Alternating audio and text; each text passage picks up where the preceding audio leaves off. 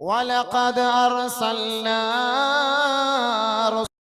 من قبلك وجعلنا لهم أزواجا وذرية فلا تتبتل. ബഹുമാനപ്പെട്ട ആയിഷ സിദ്ദീഖ റളിയല്ലാഹു അൻഹ ഓതി കൊടുത്തു.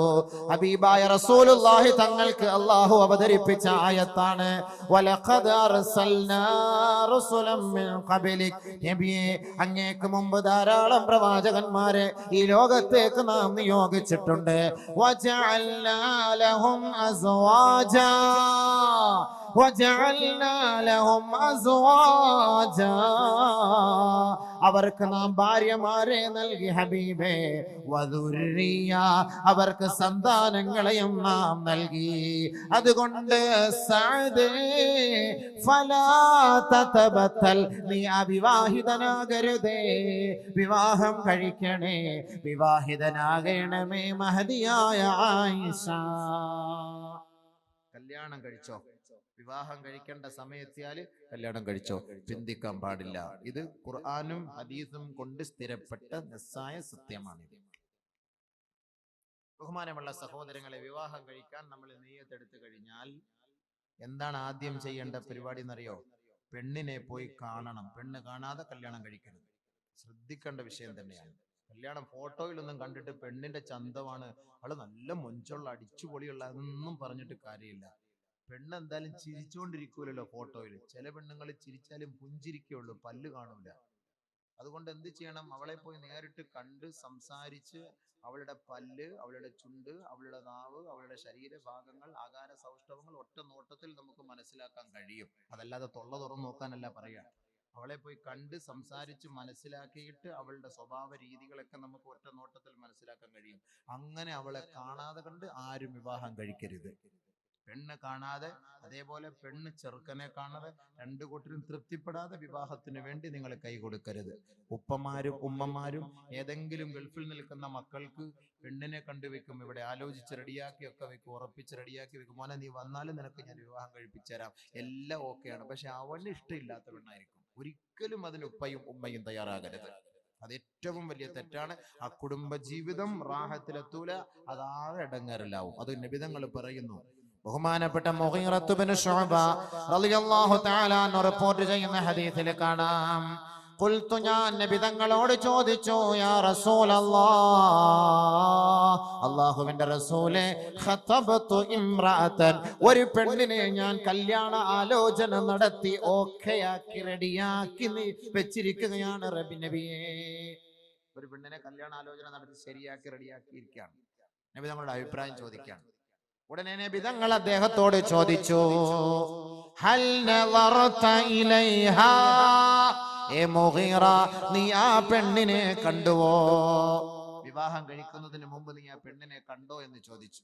ഖുൽതു ലാ യാ റസൂലല്ലാഹ്, ഞാൻ കണ്ടില്ല നബിയെ എന്ന് പറഞ്ഞപ്പോ അല്ലാഹുവിന്റെ റസൂൽ മറുപടി നൽകി, ഉൻളുർ ഇലൈഹാ, അവളെ നീ പോയി കാണണം.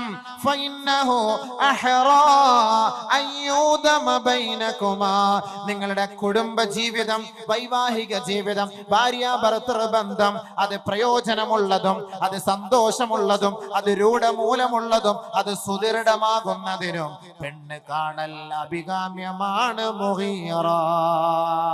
അതുകൊണ്ട് പെണ്ണിനെ കാണാതെ വിവാഹം കഴിക്കരുതേ. നബിയുനാ റസൂലുള്ളാഹി. കല്യാണം കഴിക്കുക എന്ന് പറഞ്ഞാൽ പെണ്ണിനെ ഫോട്ടോയിലോ അല്ലെങ്കിൽ കണ്ടിട്ടൊന്നും കാര്യമില്ല. നേരിട്ട് പോയി അവളെ കണ്ട് അവളെ കണ്ടുപോയിട്ട് സംസാരിക്കുക. അതൊക്കെ ഇനി എങ്ങനെയാണ് കാണുക, അതിന്റെ നിയമങ്ങളൊക്കെ നമ്മൾ ഒരുപാട് പറഞ്ഞു പോയാൽ എനിക്കൊന്ന് പറഞ്ഞ് എൻ്റെ വിഷയത്തിൽ തീർക്കാൻ പറ്റില്ല. നാളെ ഈ വിഷയമല്ല, നാളെ അടുത്ത വിഷയമാണ്. അത് കൂടുതൽ പറഞ്ഞാൽ പെട്ടെന്ന് ഇങ്ങനെ ഓരോന്ന് ടച്ച് ചെയ്ത് പോകും. അതൊക്കെ ഉലമാക്കളായിട്ട് ചോദിച്ച് മനസ്സിലാക്കി. പെണ്ണിനെ കാണാൻ പോകുമ്പോൾ നാട്ടുകാരെ മുഴുവനും വിളിച്ചുകൊണ്ട് പോകേണ്ട കാര്യമില്ല. ഇന്ന് കൂട്ടുകാരെ മുഴുവനും കൂട്ടിക്കൊണ്ട് ഒരു ടാറ്റാ സുമോ പിടിക്കും, അല്ലെങ്കിൽ ഒരു ഇന്നോവ എടുക്കും, അതിലെല്ലാരെയും കൂട്ടിക്കൊണ്ട് പോയിട്ട് പെണ്ണ് കാണുക. ആ ഒരു നിയമമല്ല ഇസ്ലാം. ആരാണ് വിവാഹം കഴിക്കുന്നത് അവൻ മാത്രം പെണ്ണിനെ കാണണം. ഒരു ഉപ്പയും ഒരു ഉമ്മയും കാട്ടിക്കൊടുക്കാനും പാടില്ല. പെണ്ണ് കല്യാണം കഴിക്കാൻ ആഗ്രഹിക്കുന്ന ആ യുവാവിനെ അല്ലാതെ മറ്റൊരു ചങ്ങാതിമാരെയും കാണിക്കരുത്. അവളോട് പോയിട്ട് നേരിട്ട് സംസാരിക്കുക, ചോദിക്കാം, നിന്റെ പേര് ചോദിക്കാം, നാളെ ചോദിക്കാം, കാര്യങ്ങൾ ചോദിക്കാം. അവളുടെ ശാരീരികമായി ആന്തരികമായി വല്ല രോഗമുണ്ടോ എന്ന് അങ്ങോട്ടും ഇങ്ങോട്ടും ചോദിക്കണം. അത് പറയണം. അത് ഒളിച്ചു വെച്ച് കല്യാണം കഴിപ്പിച്ചു കൊടുക്കരുത്. ഷുഗർ പേഷ്യന്റുകാരായിരിക്കും, അപസ്മാര രോഗിണിയായിരിക്കാം, അല്ലെങ്കിൽ ആന്തരികമായി എന്തെങ്കിലും കുഴപ്പമുള്ളവളായിരിക്കാം, കുഴപ്പമുള്ളവനായിരിക്കാം. രണ്ടു കൂട്ടരും രഹസ്യങ്ങൾ മറച്ചു വെച്ചുകൊണ്ട് കല്യാണം കഴിക്കരുത്. അങ്ങനെ കഴിച്ചാൽ ആ രഹസ്യം മണിയറയിൽ വെച്ച് പരസ്യമാകുമ്പോൾ ആ കുടുംബം പിരിഞ്ഞു താറുമാറായി പോകും. അതുകൊണ്ട് തുടക്കത്തിൽ ശ്രദ്ധിക്കേണ്ടത്, വിവാഹം കഴിക്കുന്നതിന് മുമ്പ് ഇരു കൂട്ടരും പരസ്പരം ഒരു ധാരണയിലെത്തണം. എങ്ങനെ? നിന്റെ രോഗം എന്താണ്, എന്റെ രോഗം എന്താണ്? എനിക്ക് പറയപ്പെട്ട രോഗങ്ങളൊന്നുമില്ല, അൽഹംദുലില്ലാഹ്. സത്യം മാത്രമേ പറയാവൂ. കാരണം സ്വർഗത്തിലേക്ക് പോകേണ്ട ഒരു കർമ്മമാണ് വൈവാഹിക ജീവിതം. മഹറുകാർ ഇതെല്ലാം ഒപ്പിച്ചു വെക്കുന്നത് എന്തിനാണ്? ചുമ്മാ എങ്ങനെങ്കിലും കുറെ പെണ്ണുങ്ങളെ തടി സലാമത്താക്കാൻ വേണ്ടി. ആ ഒരു പണിയല്ല. സ്വർഗത്തിലേക്കുള്ള ഒരു വഴിയാണ് ഇത് തുടങ്ങി വെക്കുന്നത്. അത് നിങ്ങൾ മനസ്സിലാക്കണം. സ്വർഗത്തിലേക്കുള്ള ഒരു പാതയാണിത്. പെണ്ണുങ്ങൾ പിഴച്ചു പോകാതിരിക്കാൻ വിവാഹപ്രായമെത്തിയ പെണ്ണ്, അവൾക്കൊരു കുടുംബജീവിതം നയിക്കാനുള്ള ഒരു ത്രാണി ഉണ്ടാകാതെ വരുമ്പോ അവളുടെ കണ്ണുനീരൊപ്പിയെടുക്കുന്നതിന് വേണ്ടിയുള്ള ഒരു പ്രവർത്തനമാണ് മഹർ നടത്തുന്നത്. അപ്പൊ അതുകൊണ്ട് അങ്ങനെ ചെയ്ത് അവളെ സ്വർഗത്തിലേക്ക് കൈപിടിച്ചുയർത്തുക, സ്വർഗത്തിലേക്ക് പോകുന്നതിനുള്ള ഒരു വഴിയാണ്. അതുകൊണ്ട് അത് നിങ്ങൾ മനസ്സിലാക്കണം. കളിയല്ല, ചിരിയല്ല, തമാശയല്ല. അതുകൊണ്ട് തുടക്കത്തിൽ തന്നെ അവനോട് ചോദിച്ച് ഇരു കൂട്ടരെ സമ്മതിക്കണം. ഭാര്യയും ഒരു പെണ്ണും ഒരാണും കണ്ട് പരസ്പരം നല്ല നിലയിൽ ഇഷ്ടപ്പെട്ടിട്ടല്ലാതെ കണ്ട് നിങ്ങൾ കല്യാണത്തിന് മൂളരുത്, സമ്മതിക്കരുത്. നബിയുനാ റസൂലുള്ളാഹി സ്വല്ലല്ലാഹു അലൈഹി വസല്ലമ തങ്ങൾ പറയുന്നു, ഒരു പെണ്ണിനെയും നിങ്ങൾ നിർബന്ധിക്കരുത്. ലാ തുൻകഹുൽ അയ്യിമു ഹത്താ തുസ്തഅമറ വലാ തുൻകഹുൽ ബിക്റു ഹത്താ തുസ്തഅദന. വിധവയായ പെണ്ണ് അവൾ പറഞ്ഞിട്ടല്ലാതെയും, കന്യകയായ പെണ്ണ് അവളുടെ അനുവാദമില്ലാതെയും നിങ്ങൾ വിവാഹം കഴിച്ചു കൊടുക്കരുതേ. വിധവയായ പെണ്ണ്, ആ വിധവയായ പെണ്ണാണെങ്കിൽ അവളുടെ അനുവാദം കിട്ടണം. ഇങ്ങോട്ട് ചില പെണ്ണുങ്ങൾക്ക് ഭർത്താവ് മരിച്ചുപോയ വിരഹ ദുഃഖത്താൽ വിഷമിച്ച് മറ്റൊരു വിവാഹം വേണ്ട എന്ന് ആഗ്രഹിക്കുന്നവളുണ്ടാകും. അതുകൊണ്ട് നമ്മൾ അവളെ ഇടയ്ക്കിടയ്ക്ക് പോയി ഇടങ്ങേറാക്കണ്ട. അവൾ പറയും എനിക്കൊരു വിവാഹം വേണം, 1 വർഷം 2 വർഷം കഴിഞ്ഞൊരു വിവാഹം വേണമെന്ന് പറയുമ്പോൾ നിങ്ങൾ അവളെ വിവാഹം കഴിപ്പിച്ചു കൊടുക്കുക. കന്യകയായ പെണ്ണ്, വിവാഹപ്രായമെത്തിയ പെണ്ണ്, ആ പെണ്ണ് കല്യാണം കഴിപ്പിക്കാൻ ഉപ്പ തീരുമാനിച്ചാൽ അവളെ വിളിക്കണം. മോളെ, എന്റെ ഉപ്പ നിനക്കൊരു ചെറുക്കനെ നോക്കി വെച്ചിട്ടുണ്ട്, എന്താണ് നിന്റെ അഭിപ്രായം? കല്യാണം കഴിപ്പിച്ചു കൊടുക്കട്ടെ, എന്റെ അഭിപ്രായം എന്താ ചോദിക്കണം.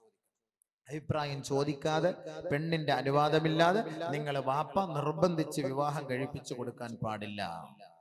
ഖാലു, സഹാബത്ത് ചോദിക്കുകയാണ്, കൈഫ ഇദ്നുഹാ യാ റസൂലല്ലാഹ്, എന്താണ് അനുവാദം നബിയേ? ഒരു കന്യകയായ പെണ്ണിനോട് വിവാഹത്തെ കുറിച്ച് ചോദിക്കുമ്പോ അവളുടെ ഭാഗത്തു നിന്നുള്ള മറുപടി എങ്ങനെയായിരിക്കുമെന്ന് അള്ളാന്റെ റസൂലിനോട് സഹാബത്ത് ചോദിച്ചപ്പോൾ അള്ളാന്റെ റസൂല് മറുപടി പറഞ്ഞു, അൻതസ്കുതാ. ഒരു പിതാവ് തന്റെ മകളെ വിളിച്ചിട്ട് വിവാഹം കഴിപ്പിക്കാൻ ഞാൻ ആഗ്രഹിക്കുന്നു എന്ന് പറയുമ്പോൾ അവൾ മൗനം ദീക്ഷിച്ചാൽ അതിന്റെ അർത്ഥം സമ്മതം. മൗനം സമ്മതം, അതാണ് അതിന്റെ അർത്ഥം. ഞങ്ങൾ പറഞ്ഞു, അതെല്ലാം നിർബന്ധിച്ച് വിവാഹം കഴിക്കരുത്. ഹൻസ റളിയല്ലാഹു തആല അൻഹ റിപ്പോർട്ട് ചെയ്യുന്ന ഹദീസിൽ കാണാം, ഇന്ന അബാഹാ സവ്വജഹാ വഹിയ കാരിഹത്തുൻ. അവൾ ഇഷ്ടപ്പെടാത്ത ഒരു ഭർത്താവിനെ തന്റെ ഉപ്പ നിർബന്ധിച്ച് വിവാഹം കഴിപ്പിച്ചു കൊടുത്തു. അള്ളാന്റെ റസൂലിന്റെ ഹളറത്തിൽ വന്നുകൊണ്ട് അവൾ പറയുകയാണ്, യാ റസൂലല്ലാഹ്, എന്റെ ഉപ്പ എന്നെ നിർബന്ധിപ്പിച്ച് വിവാഹം കഴിപ്പിച്ചു കൊടുത്തു നബിയേ, എനിക്ക് ആ വിവാഹത്തോട് താല്പര്യമില്ല യാ റസൂലല്ലാഹ്. ഫറദ്ദഹാ റസൂലുള്ളാഹി സ്വല്ലല്ലാഹു അലൈഹി വസല്ലം. അല്ലാഹുവിന്റെ റസൂല് ആ വിവാഹം അസാധുവാക്കി എന്ന് ഹദീസിൽ കാണാം. മറ്റൊരു റിവായത്തിൽ കാണാം, ഹൻസ റളിയല്ലാഹു തആല അൻഹ നബി തങ്ങളോട് ഈ ആവശ്യം ഉന്നയിച്ചു പറഞ്ഞപ്പോ അല്ലാഹുവിന്റെ റസൂലിന്റെ മുന്നിൽ ഹൻസ റളിയല്ലാഹു അൻഹ പറഞ്ഞു, യാ റസൂലല്ലാഹ്, ഞങ്ങൾ യുവതികളാണ്, ഞങ്ങൾക്ക് ഒരുപാട് അഭിലാഷങ്ങളും ആഗ്രഹങ്ങളുമുണ്ട്. ഒരു ഭർത്താവ് ആരായിരിക്കണം, ആ ഭർത്താവിന്റെ അവസ്ഥകളെ കുറിച്ചറിയണം. അതുകൊണ്ട് ഞങ്ങളുടെ മാനസിക അവസ്ഥ മനസ്സിലാക്കാതെ ഒരു പെണ്ണിനെയും ഒരു ഉപ്പമാരും നിർബന്ധിക്കാൻ പാടില്ല. അതുകൊണ്ട് എന്റെ ഉപ്പ എന്നെ നിർബന്ധിപ്പിച്ച് വിവാഹം കഴിപ്പിച്ചത് ഞാൻ സമ്മതിക്കാം നബിയെ. ഇനി മേലിൽ ലോകത്ത് ഒരു മുസ്ലിം പെണ്ണിനെയും അവളുടെ പിതാവ് അവളുടെ അനുവാദമില്ലാതെ വിവാഹം കഴിപ്പിക്കാൻ പാടില്ല. അതുകൊണ്ട് ഉപ്പമാരുടെ ശ്രദ്ധയ്ക്ക്, ഉമ്മമാരുടെ ശ്രദ്ധയ്ക്ക് മകളുടെ അനുവാദം ചോദിച്ചിട്ട് വേണം വിവാഹം കഴിച്ചു കൊടുക്കാൻ. ബഹുമാനമുള്ള സഹോദരങ്ങളെ, അതേപോലെ പെൺകുട്ടികളെ നിങ്ങൾ ഉപ്പമാരുടെയും ഉമ്മമാരുടെയും അനുവാദം ഇല്ലാതെ നിങ്ങൾക്ക് സ്വന്തമായിട്ട് രജിസ്റ്റർ വിവാഹം കഴിക്കാമോ? പാടില്ല, അതും പാടില്ല. ആരെങ്കിലും ഒക്കെ നാട്ടിൽ പോയിട്ട് അല്ലെങ്കിൽ എവിടെയെങ്കിലും ഒക്കെ പോയിട്ട് കോളേജിലോ ക്യാമ്പസിലൊക്കെ പോയിട്ട് ആരെങ്കിലും കണ്ട് സ്നേഹിച്ചിട്ട് റോസാപ്പൂ അങ്ങോട്ട് കൊടുക്കുക, ബ്ലൂടൂത്ത് ഇങ്ങോട്ട് അയക്കുക, മൊബൈൽ അങ്ങോട്ട് വാങ്ങിച്ചു കൊടുക്കുക, ചുരിദാർ ഇങ്ങോട്ട് വാങ്ങിച്ചു കൊടുക്കുക. അപ്പൊ അങ്ങനെയൊക്കെ ഉള്ള പരിപാടികളാണല്ലോ ഇന്ന്, ഗേൾ ഫ്രണ്ട് ബോയ് ഫ്രണ്ട്. അപ്പൊ ഇങ്ങനെയൊക്കെയുള്ള സംസ്കാരം ഇന്നുണ്ട്, അന്നുണ്ടായിരുന്നു. അന്ന് ഖുർആൻ വന്നപ്പോൾ അതൊക്കെ വലിച്ചെറിഞ്ഞു. ഇന്ന് ഖുർആൻ കേട്ടവർ വീണ്ടും അതിലേക്ക് ആകൃഷ്ടരായിക്കൊണ്ടിരിക്കുകയാണ്. അങ്ങനെ ഏതെങ്കിലും ഒരു ഭർത്താവിനെ നിന്റെ തുണയായി, നിന്റെ സഖിയായി നിനക്ക് ഇഷ്ടപ്പെടാമോ? പാടില്ല. ജാഹിലിയ കാലഘട്ടങ്ങളിലെ സ്വഭാവമായിരുന്നു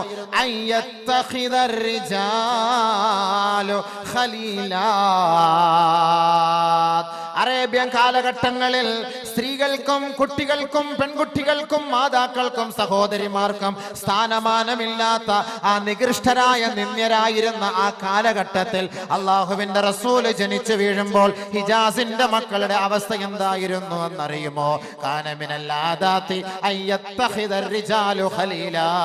താൻ ഇഷ്ടപ്പെടുന്ന ഒരു പെണ്ണിനെ പോയി പിടിക്കുക, അവളെ തന്റെ സഖിയാക്കുക, അവളെ തന്റെ കൂട്ടുകാരിയാക്കുക, തന്റെ ശാരീരിക ഇച്ഛകൾ പൂർത്തീകരിക്കുക, അവളെ കറിവേപ്പില പോലെ വലിച്ചെറിയുക. അതേപോലെ തന്നെ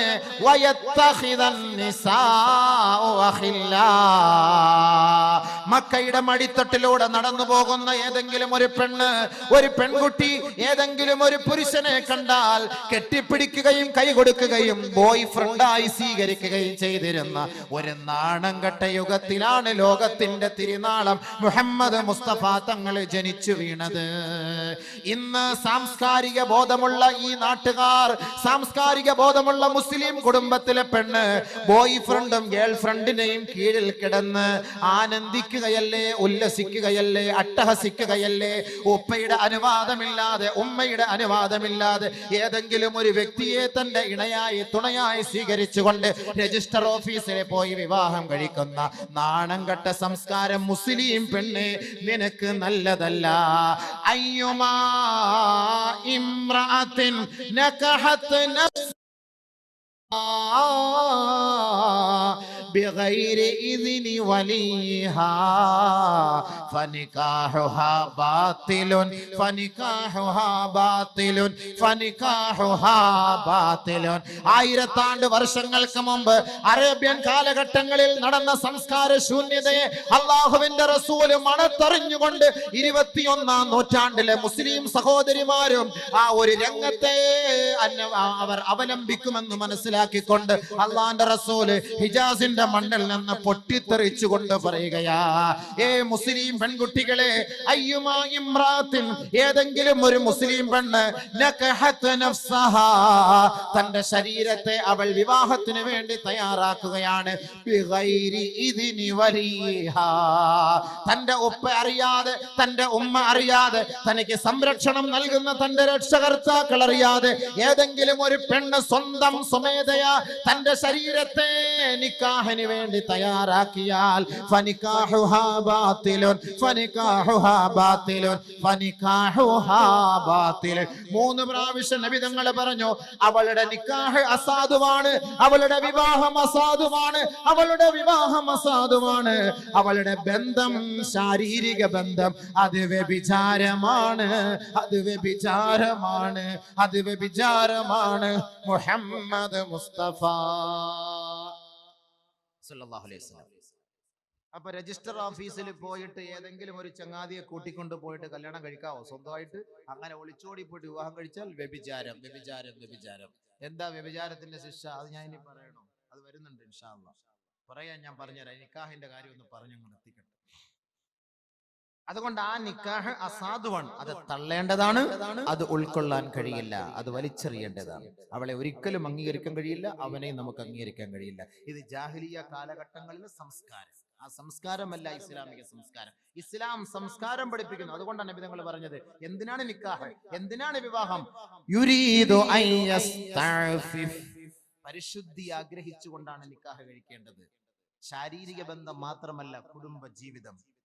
ഭാര്യാഭർത്തൃ ബന്ധം, സ്വസ്ഥമായ കുടുംബജീവിതം നമുക്ക് അള്ളാഹുവിന്റെ റസൂൽ നമുക്ക് പഠിപ്പിച്ചു തരുന്ന ഒരു മഹത്തായ ഒരു മാർഗമാണ് വൈവാഹിക ജീവിതം. അതുകൊണ്ടാണ് നബി തങ്ങൾ പറഞ്ഞത് പെണ്ണിനെ കണ്ടിട്ടേ വിവാഹം കഴിക്കാവൂ. അതേപോലെ നബീന റസൂൽ തങ്ങൾ പറഞ്ഞു, കല്യാണം കഴിക്കാൻ പോകുമ്പോ ആ പെണ്ണിന്റെ അനുവാദത്തോടൊപ്പം നീ തെരഞ്ഞെടുക്കേണ്ടത് കന്യകയായ പെണ്ണിനെയായിരിക്കണം.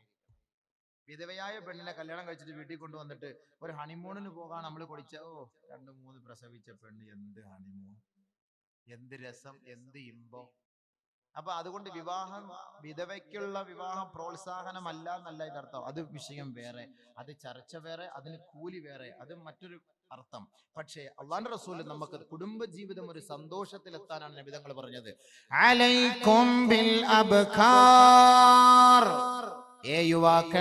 യുവാക്കളെ നിങ്ങൾ വൈവാഹിക ജീവിതത്തിലേക്ക് തിരഞ്ഞെടുക്കുന്ന ഇണകൾ അത് തികച്ചും കന്യകകളാകണമേ. വിർജിൻ ലേഡി ആയിരിക്കണം, കന്യകയായ പെണ്ണായിരിക്കണം, അവളെ തിരഞ്ഞെടുക്കാവൂ. എന്താ കാരണം? അലൈക്കും ബിൽ അബ്കാർ فإنهن أعذب أفواها وأنتق ورحاما وأرضى باليسير. കൂടുതൽ പ്രസവിക്കുന്നവളായിരിക്കും അവൾ, സ്നേഹമുള്ളവളായിരിക്കും അവൾ, അല്പം കൊണ്ട് തൃപ്തിപ്പെടുന്നവളായിരിക്കും അവൾ. അതുകൊണ്ട് കന്യകയായ പെണ്ണിനെ നിങ്ങൾ തിരഞ്ഞെടുക്കണമേ. മുഹമ്മദ് മുസ്തഫ ജാബിർ റളിയല്ലാഹു തആല അൻഹു റിപ്പോർട്ട് ചെയ്യുന്ന ഹദീസിൽ കാണാം, നബി തങ്ങളോട് പോയി ജാബിർ റളിയല്ലാഹു അൻഹു പറഞ്ഞു, യാ റസൂലല്ലാഹ് ഖതബതു ഇംറഅതൻ, ഒരു വിധവയായ പെണ്ണിനെ ഞാൻ കല്യാണ ആലോചന നടത്തി നബിയേ. ഹീന സമിഅഹാ ബിതസവ്വുജിഹാ, ബഹുമാനപ്പെട്ട ജാബിർ റളിയല്ലാഹു തആല അൻഹു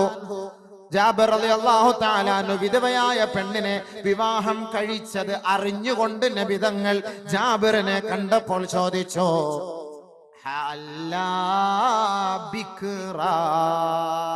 ചങ്ങാതി, നിനക്ക് ഒരു കന്യകയായ പെണ്ണിനെ കെട്ടിക്കൂടായിരുന്നോ?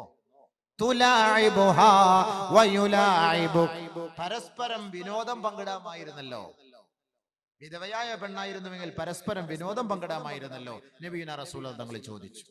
അപ്പോ നമ്മൾ വിവാഹം കഴിക്കാൻ തിരഞ്ഞെടുക്കേണ്ടത് ഏത് പെണ്ണിനെ ആയിരിക്കണം? കന്യകയായ പെണ്ണായിരിക്കണം.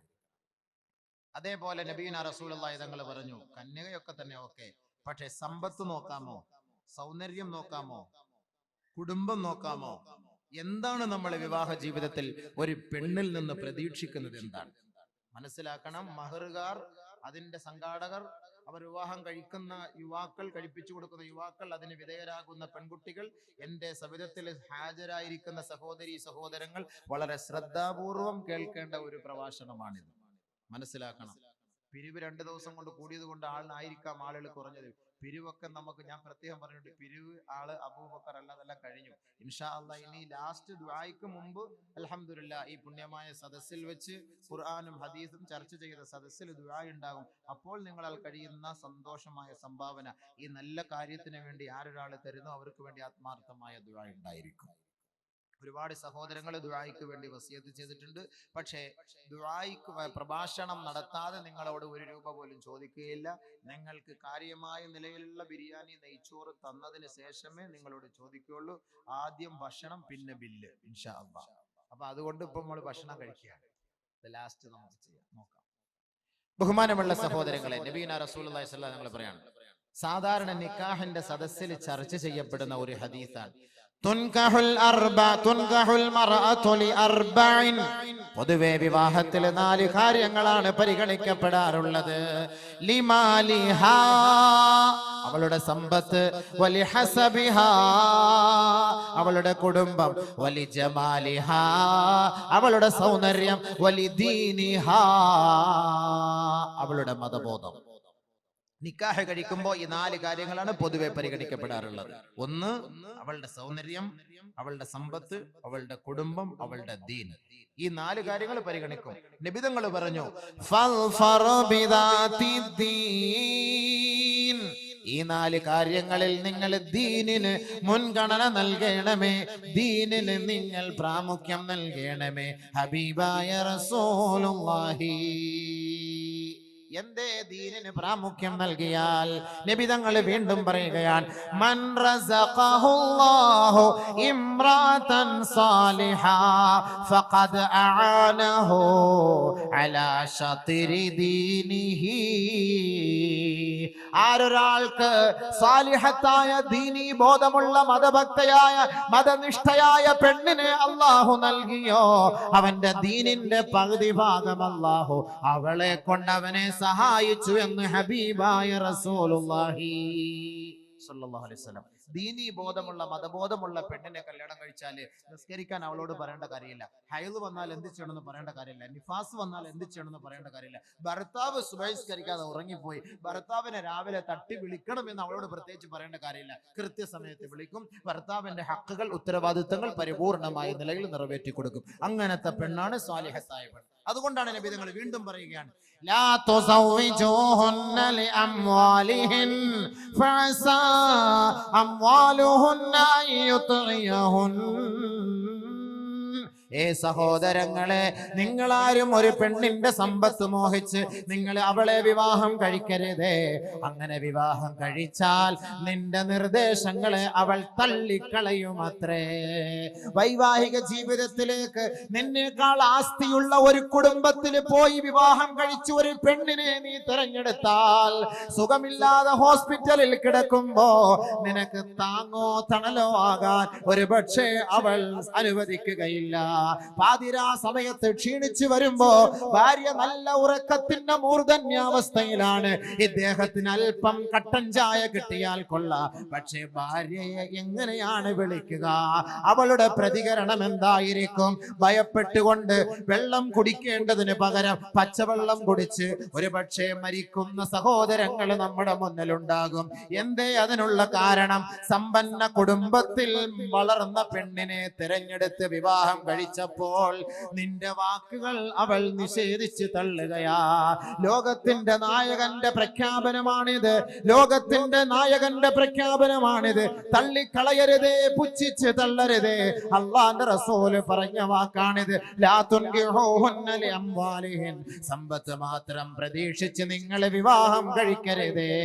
ഫഇന്നഹു, കാരണം അങ്ങനെ നിങ്ങൾ വിവാഹം കഴിച്ചാൽ നിന്റെ നാക്ക്, നിന്റെ നാമങ്ങളെ, നിന്റെ വാക്കുകളെ അവൾ സ്വീകരിക്കുകയില്ല, അവൾ തട്ടിക്കളയും. വീണ്ടും നബി തങ്ങൾ പറയുന്നു, ലാ തുസവ്വിജൂഹുന്ന ലിഹുസ്നിഹിൻ, സൗന്ദര്യം മാത്രം പ്രതീക്ഷിച്ചുകൊണ്ട് നിങ്ങളെ വിവാഹം കഴിക്കരുതേ. കാരണം തീർച്ചയായും അവളുടെ സൗന്ദര്യത്തിന്റെ പേരിൽ നിന്നെ വഴികേടിലേക്ക് നയിക്കാൻ അത് കാരണമാകും. സുന്ദരിയായ ഭാര്യയെ കല്യാണം കഴിപ്പിച്ചിട്ട് ഗൾഫിൽ പോകും, സ്വസ്ഥത കിട്ടുമോ? സ്വസ്ഥത കിട്ടുമോ? എപ്പോഴും ഫോൺ ഫോൺ ഫോൺ. അവൾ എവിടെയാണ്, ഓൾ എവിടെയാണ്, ആരുടെ കൂടെയാണ്, എവിടെ പോയി? സംശയം സംശയം സംശയം സംശയം, സംശയത്തിന്റെ രോഗം. സംശയിക്കാം ഒരു പെണ്ണിനെ, ഒരാണിനെ സംശയിക്കാം. ആണിന്റെ ഭർത്താക്കന്മാരുടെ കടമയിൽ വരുന്നുണ്ട്, അപ്പൊ പറഞ്ഞുതരാം. അപ്പൊ നബി തങ്ങൾ പറഞ്ഞ വാക്കായി പറയുന്നത്, ലാ തുസവ്വിജൂഹുന്ന ലിഹുസ്നിഹിൻ ഫഅസാ ഹുസ്നുഹുന്ന അയ്യുർദിയഹുൻ. സൗന്ദര്യം മാത്രം നോക്കി നീ വിവാഹം കഴിച്ചാൽ ആ സൗന്ദര്യം നിന്നെ വഴികേടിലേക്ക് കൊണ്ടെത്തിക്കും, അവളെയും അത് വഴികേടിലേക്കാക്കും. നമുക്കൊരു സ്വസ്ഥത കിട്ടൂല. കാരണം എന്താ? വീട്ടിൽ നിന്ന് ഇറങ്ങിപ്പോകാൻ പറ്റൂല. ഇവൾ എന്തായിരിക്കും, ഓൾ എന്തായിരിക്കും, ഓളുടെ അവസ്ഥ എന്തായിരിക്കും? ഇന്ന് കൂടുതലും വ്യഭിചാരം നടക്കുന്നില്ലേ സുഹൃത്തുക്കളെ, സഹോദരി സഹോദരങ്ങളെ? ഇൻഷാ അല്ലാഹ് അതിന്റെ ഹദീസുകൾ ഞാൻ പറഞ്ഞു തരാം, അപ്പൊ നമുക്ക് മനസ്സിലാവും. അപ്പൊ സൗന്ദര്യം മാത്രം നോക്കരുത്, സമ്പത്ത് മാത്രം നോക്കരുത്. പിന്നെ എന്താ നോക്കേണ്ടത്? ദീൻ നിങ്ങൾ നോക്കണം. സമ്പത്തും നോക്കാം, ഏത് മാന്യമായ നിലയിൽ, സൗന്ദര്യവും നോക്കാം മാന്യമായ നിലയിൽ, കുടുംബവും നോക്കാം മാന്യമായ നിലയിൽ. പക്ഷെ ഈ മൂന്നിനേക്കാളും കൂടുതൽ താല്പര്യം ദീനിനായിരിക്കണം. അപ്പോൾ ഒരു ഭാര്യ ഒരു ഭർത്താവിനെ സംശയിക്കേണ്ട കാര്യമില്ല, ഒരു ഭർത്താവ് ഒരു ഭാര്യയെ സംശയിക്കേണ്ട കാര്യമില്ല. ഒരാൾ ഒരു പെണ്ണിനെ കല്യാണ ആലോചന നടത്തി വെച്ചിരിക്കുകയാണ്, നല്ല കുടുംബത്തിലെ നല്ല സ്വത്ത് മുതലുള്ള ഒരു പെണ്ണ്.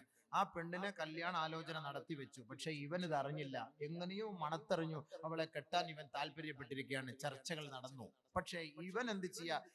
ഇടയ്ക്ക് പോയിട്ട് കടുംവെട്ട് വെട്ടിയിട്ട് അവനെ ഒഴിവാക്കിയിട്ട് ആ പെണ്ണിനെ കല്യാണാലോചന നടത്തുന്നു. അത് തെറ്റാണ്.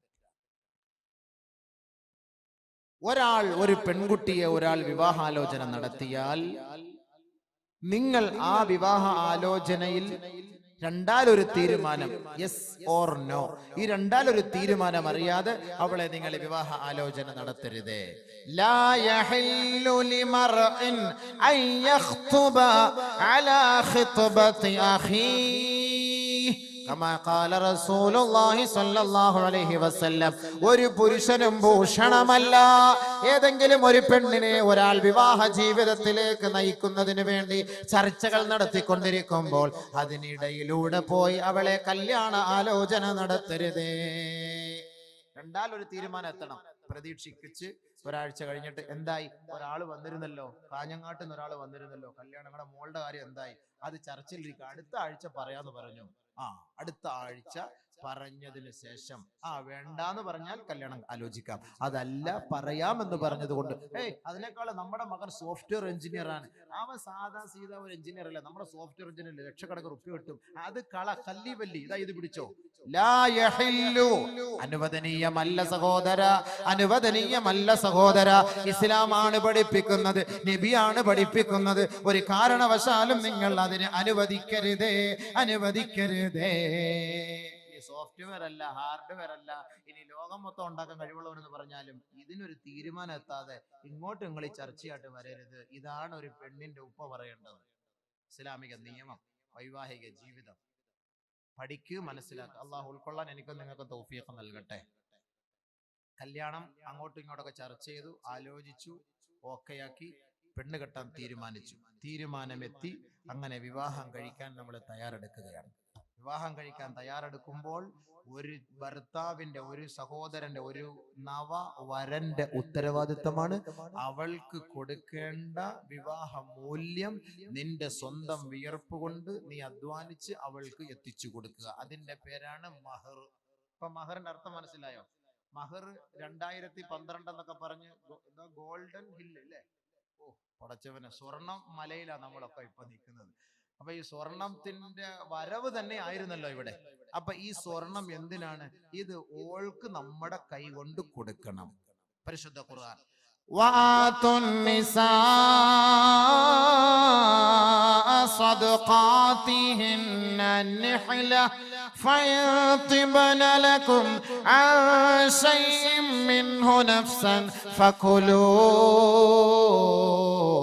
هنيئا مريئا. യുവാക്കളെ, നിങ്ങൾ നിങ്ങളുടെ ഭാര്യമാർക്ക് കൊടുക്കേണ്ടത് മനസ്സ് തൃപ്തിയോടെ കൊടുക്കണമേ, മനസ്സ് പൊരുത്തപ്പെട്ട് കൊടുക്കണമേ. അവൾക്ക് കൊടുക്കുന്ന ആ മഹർ അവളുടെ കഴുത്തിൽ നിന്നും അവളുടെ അനുവാദമില്ലാതെ പൊട്ടിച്ചു വാങ്ങുകയും അരുതേ. ഖുർആൻ. ലാ ശിഗാറ ഫിൽ ഇസ്ലാം. മഹർ കൊടുക്കാത്ത വിവാഹത്തിന് ഇസ്ലാം അനുവദിക്കുന്നില്ല. അത് അസാധുവായ വിവാഹമാണ്. മഹറില്ലാത്ത വിവാഹം ഇസ്ലാം അനുവദിക്കുന്നില്ല. ലാ ശിഗാറ ഫിൽ ഇസ്ലാം. അതുകൊണ്ട് എങ്ങനെ കൊടുക്കേണ്ടത്? മനസ്സ് പൊരുത്തത്തോടെ കൊടുക്കണം. നിഹ്ല, നല്ല മനസ്സോടുകൂടി. വആതുൻ നിസാ സദഖാതിഹിന്ന നിഹ്ല. അവൾക്ക് നിന്റെ തൃപ്തിയോടെ, മനപ്പൊരുത്തത്തോടെ, നിന്റെ ഇണയ്ക്കും തുണയ്ക്കും സഖിക്കും നീ നൽകണമേ. അവള് 100 പവന്റെ പണ്ടം തരും, നമ്മൾ അങ്ങോട്ട് കൊടുക്കുന്നത് ഒരു 2 പവൻ. എന്ത് ന്യായം? നീയാണ് അങ്ങോട്ട് കൊടുക്കേണ്ടത്. മനസ്സ് തൃപ്തിപ്പെട്ട്. ഇനി ഓളുടെ വാപ്പ അവക്ക് ഇട്ട് തരണത് അത് നീ നോക്കേണ്ട കാര്യമില്ല. എന്റെ ഭാര്യയാണ്, അവക്ക് ഞാൻ കൊടുക്കുന്നത് നല്ല പൊരുത്തത്തോടു കൂടി കൊടുക്കണം. 10 പവൻ ഇരിക്കട്ടെ, മനസ്സോടുകൂടി തൃപ്തിയോട് കൂടി കൊടുക്കണം. പരിശുദ്ധ ഇസ്ലാം പഠിപ്പിക്കും. അതാണ് മഹർ എന്ന് പറയുന്നത്, വിവാഹ മൂല്യം. അത് കൊടുക്കാതെ അവളെ തൊട്ട് നോ ടച്ചിങ്, അവിടെ തൊടാൻ പാടില്ല, അവിടെ പഞ്ചിങ് പാടില്ല, അവിടെ പ്രസ്സിങ് പാടില്ല, അവിടെ ഒന്നും പാടില്ല. അതിന് എല്ലാത്തിനുമുള്ള ഒരു ഇജാസത്താണ് ഈ കാർഡ് വലിക്കുക എന്ന് പറയുന്നത്. കാർഡ് വലിക്കാതെ അവിടെ പണിയൊന്നും നടക്കൂല എന്ന് പറയുന്ന പോലെ അതിന്റെ മഹറാണ്. ഇത് കൊടുക്കാതെ അവളെ തൊട്ടു പോകരുത് ഇസ്ലാം. മഹർ കൊടുത്തിട്ട് അവളുമായി ബന്ധം സ്ഥാപിച്ചു, അവളെ ഒഴിവാക്കാൻ നീ തീരുമാനിച്ചാൽ അവളിൽ നിന്ന് കൊടുത്ത മഹറിന്റെ ഒരു തരമ്പ് പോലും നീ തിരിച്ചു വാങ്ങുകയും വരുത്. അതുകൊണ്ട് അത് പ്രത്യേകം ശ്രദ്ധിക്കണം, അത് കൊടുക്കണം. അങ്ങനെ കല്യാണം കഴിക്കാൻ നമ്മളൊക്കെ ഓക്കെ ആയിരിക്കാം. കല്യാണം 24-ാം തീയതി അല്ലേ? 25-ാം തീയതി കല്യാണമാണ്. പക്ഷെ കല്യാണം എന്ന് പറഞ്ഞാൽ എന്തെന്നറിയോ? ബിരിയാണിയും ചട്ടിനിയും അടിച്ചിട്ട് എമ്പക്കം വിട്ടിട്ട് എഴുന്നേറ്റ് പോകലല്ല. പെണ്ണിന്റെ വാപ്പ വന്നിരിക്കും, ചെറുക്കം വന്നിരിക്കും, രണ്ടുപേരുടെ കൈ ഇങ്ങനെ പിടിക്കും. ശരി തന്നെ? ഇവിടെ അങ്ങനെ തന്നെ. കൈ പിടിക്കുമ്പോ ഉസ്താദ് വന്നിട്ട് കാളിയാർ വന്നിട്ട് ചൊല്ലിക്കൊടുക്കും കുറെ കാര്യങ്ങൾ. ആ ചൊല്ലിക്കൊടുക്കുന്നത് എന്തെന്നറിയോ? മലയാള ഭാഷയിലല്ല, അറബിയില. ഉസവ്വിജുക അലാ മാ അമറല്ലാഹു തആല ബിഹി മിൻ ഇംസാകിൻ ബിമഅറൂഫിൻ ഔ തസ്രീഹിൻ ബിഇഹ്സാൻ സവ്വജ്തുക വഅൻകഹതുക ബിൻതി ഫുലാനത ബിനി ഫുലാൻ ബിമഹരിൻ മബ്ലഗുഹു കിദാ വകിദാ. എന്തായി പറഞ്ഞേ? അവസാനം ഉസ്താദ് ചോദിക്കും, തൃപ്തിപ്പെട്ടോ? ഖബിൽതു, ഞാൻ അംഗീകരിച്ചിരിക്കുന്നു. റളീതു, ഞാൻ ഇഷ്ടപ്പെട്ടു. എന്തായി പറഞ്ഞതെന്ന് വല്ല ബോധമുണ്ടോ?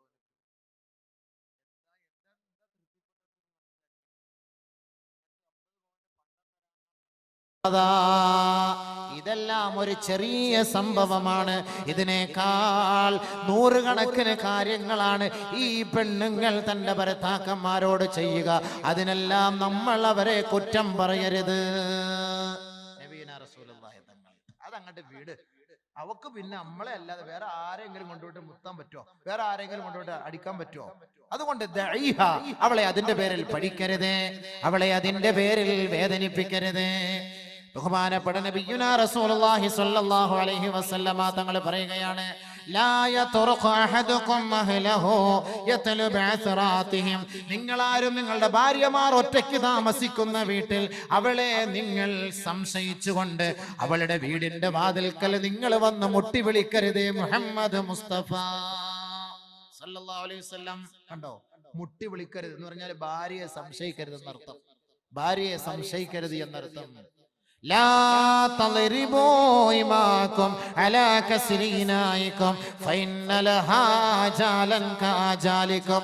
ഭാര്യയുടെ കയ്യിൽ നിന്ന് ഒരു വിലപിടിപ്പുള്ള വസ്തു താഴേക്ക് വീണ് പൊട്ടിപ്പോയതിന്റെ പേരിൽ, ഉടഞ്ഞു പോയതിന്റെ പേരിൽ നിങ്ങളാരും അവളെ അടിക്കരുത്, വേദനിപ്പിക്കരുത്. കാരണം എന്താണ്?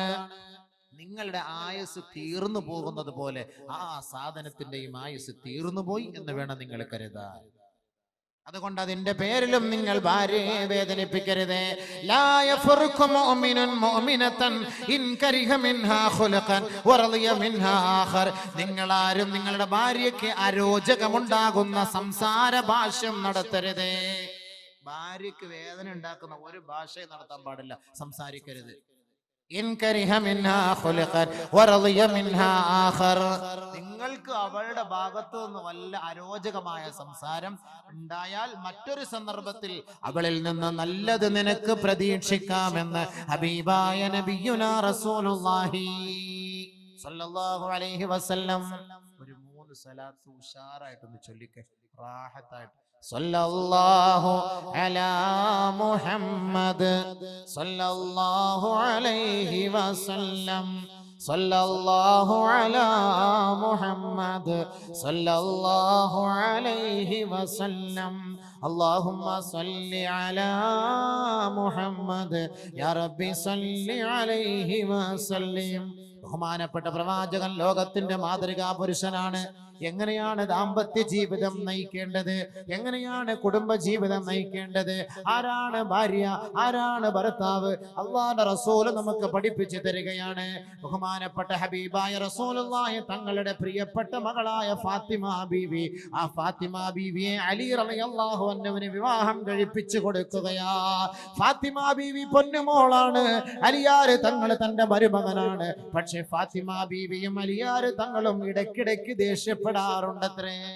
വകാന ഫീ അലിയൻ ഷിദ്ദത്തുൻ അലാ ഫാത്തിമ.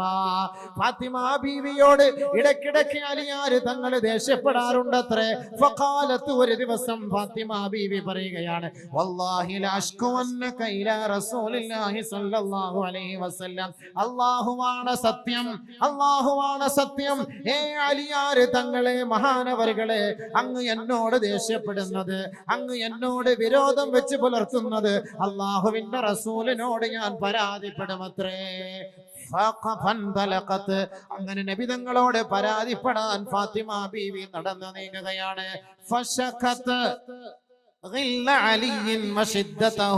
ഫാത്തിമ ബീവിയോട് അലിയാര് തങ്ങൾ കാണിക്കുന്ന വിരോധം, ദേഷ്യം, ഇടയ്ക്കിടയ്ക്ക് ദേഷ്യപ്പെടാറുള്ള ആ ഒരു ദേഷ്യം അള്ളാഹുവിന്റെ റസൂലിനോട് ഫാത്തിമ ബീവി പറഞ്ഞു കൊടുക്കുകയാ. فقام حيث يسمع كلامهما. അലി റളിയല്ലാഹു തആല അൻഹു ഇവരുടെ സംസാരം ശ്രദ്ധിച്ചുകൊണ്ട് ഒരു മൂലയിൽ മാറി നിൽക്കുകയാ. ബഹുമാനപ്പെട്ട ഫാത്തിമ ബീവി റളിയല്ലാഹു അൻഹ അലി റളിയല്ലാഹു അൻഹു തന്നോട് ദേഷ്യപ്പെടുന്ന കാര്യം സംസാരിച്ചപ്പോ ബഹുമാനപ്പെട്ട റസൂലുള്ളാഹി തങ്ങൾ ഫാത്തിമ ബീവിയെ മെല്ലെ അടുത്തേക്ക് വിളിച്ചിരുത്തി പറയുകയാ, യാ ബുനയ്യത, പൊന്നുമോളെ, ഇസ്മഈ, നീ ഒന്ന് കേൾക്കടി പെണ്ണേ, നീ ഒന്ന് അനുസരിക്കടി മോളെ, വഅഖിലി, ഞാൻ പറയുന്നതൊന്ന് ഉൾക്കൊള്ളണേ, ഒന്ന് ചിന്തിക്കണേ പെണ്ണേ. ഒരു പെണ്ണ് തന്റെ പിതാവിനോട് തന്റെ ഭർത്താവിനെ കുറിച്ച് വല്ല പരാതിയുമായി പോയാൽ, ഉപ്പമാരെ, ഉമ്മമാരെ, നിങ്ങളാണ് ആ മകളെ ഉപദേശിക്കേണ്ടത്. അതിനുള്ള തെളിവാണ് ആയിഷ, ഫാത്തിമ ബീവിയും അലി റളിയല്ലാഹു അൻഹുവും അവരുടെ ജീവിതത്തിൽ സംഭവിച്ച സംഭവത്തെ കുറിച്ച് അലി റളിയല്ലാഹു അൻഹു റിപ്പോർട്ട് ചെയ്യുന്നത്. ഫാത്തിമ ബീവിയെ മെല്ലെ അടുത്തേക്ക് വിളിച്ചിരുത്തി ഫാത്തിമ ബീവിയോട് നബി തങ്ങൾ പറഞ്ഞു, നീ ഞാൻ പറയുന്നതൊന്ന് കേൾക്കണം. ലംറഅത്തും ബിംറഅത്തിൻ, ഒരു ഭാര്യയും ഒരു ഭാര്യയാവുകയില്ല, ഒരു പെണ്ണും ഒരു പെണ്ണാവുകയില്ല. ഹത്താ ലാ തഅതി ഹവാ സൗജിഹാ വഹുവ സാകിതുൻ. ഒരു ഭർത്താവ്, ആ ഭർത്താവ് ഇഷ്ടപ്പെടുന്നത് തന്റെ ഭാര്യയുടെ ഭാഗത്തു നിന്ന് ഉണ്ടാകാത്തിടത്തോളം കാലം ഒരു ഭാര്യയും ഒരു ഭാര്യയാവുകയില്ല മോളെ. അതുകൊണ്ട് നീ അലിയാര് തങ്ങളോട് ക്ഷമയോടും സഹനതയോടും അവരുടെ ആവശ്യങ്ങൾ കണ്ടും മനസ്സിലാക്കി ജീവിക്കടി മോളെ. ഫാത്തിമ തോ ആബറൂയ ഉമ്മത്തെ മർഹൂമ കാ. ലോകത്തെ മുഴുവൻ നാരിമാരുടെ കണ്ണുനീര് ഒപ്പിയെടുക്കുന്നത് സ്വർഗത്തിലെ സുന്ദരിയായ മോളെ ഫാത്തിമ നീയല്ലയോ? അള്ളാഹുവിന്റെ റസൂലിന്റെ പ്രിയപ്പെട്ട മോളാണ്, അവിടുത്തെ കരളിന്റെ കാതലാണ്. എവിടേക്ക് യാത്ര തിരിച്ചാലും മദീന പള്ളിയിലേക്ക് എത്തുമ്പോ അള്ളാഹുവിന്റെ റസൂലിന്റെ ഇടനാഴിയിലൂടെ പൊന്നുമോള് ഫാത്തിമയെ ഒന്ന് നോക്കുമത്രേ. ഫാത്തിമയെ ഒന്ന് കാണാൻ അല്ലാഹുവിന്റെ റസൂലിന് വിശ്രമമില്ല.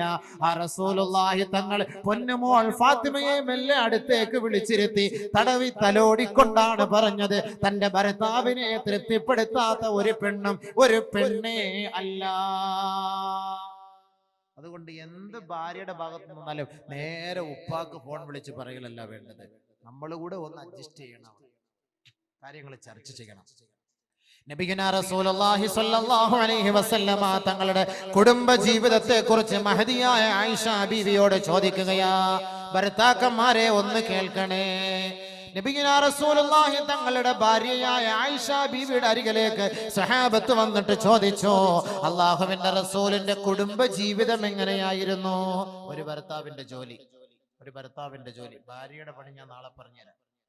ഭർത്താവിന്റെ ജോലി എന്തായിരുന്നു? ഒരു ഭാര്യയോട് നബിതങ്ങൾ അവിടുത്തെ കുടുംബത്തോട് ചെയ്തിരുന്നത് എങ്ങനെയാണ് വർത്തിച്ചത്? അള്ളാന്റെ റസൂലിന്റെ പ്രിയപ്പെട്ട പത്നി ആയിഷ ബീവി പറയുകയാണ്, വസ്ത്രത്തിന്റെ അഴുക്കുകൾ സ്വന്തമായി റസൂലുള്ള നീക്കുമായിരുന്നു. അള്ളാന്റെ റസൂല് വസ്ത്രം സ്വന്തമായി കഴുകുമായിരുന്നു. അള്ളാന്റെ റസൂല് സ്വന്തമായി ആടിന്റെ പാല് കറക്കുമായിരുന്നു.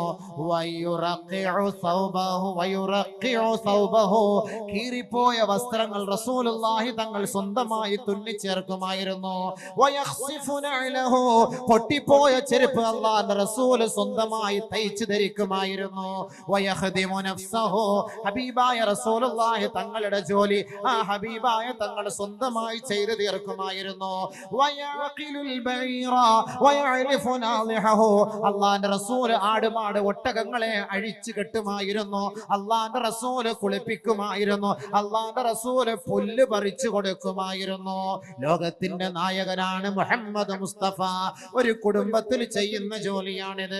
സല്ലല്ലാഹു അലാ മുഹമ്മദ് സല്ലല്ലാഹു അലൈഹി വസല്ലം. അല്ലാഹുവിന്റെ റസൂലല്ലയോ ലോകത്ത് കുടുംബ ജീവിതം പഠിപ്പിച്ചു തന്നത്.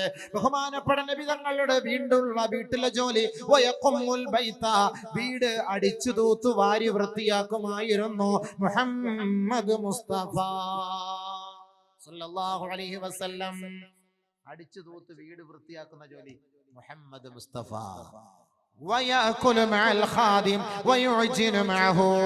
അരി അരച്ചു കൊടുക്കുമായിരുന്നു.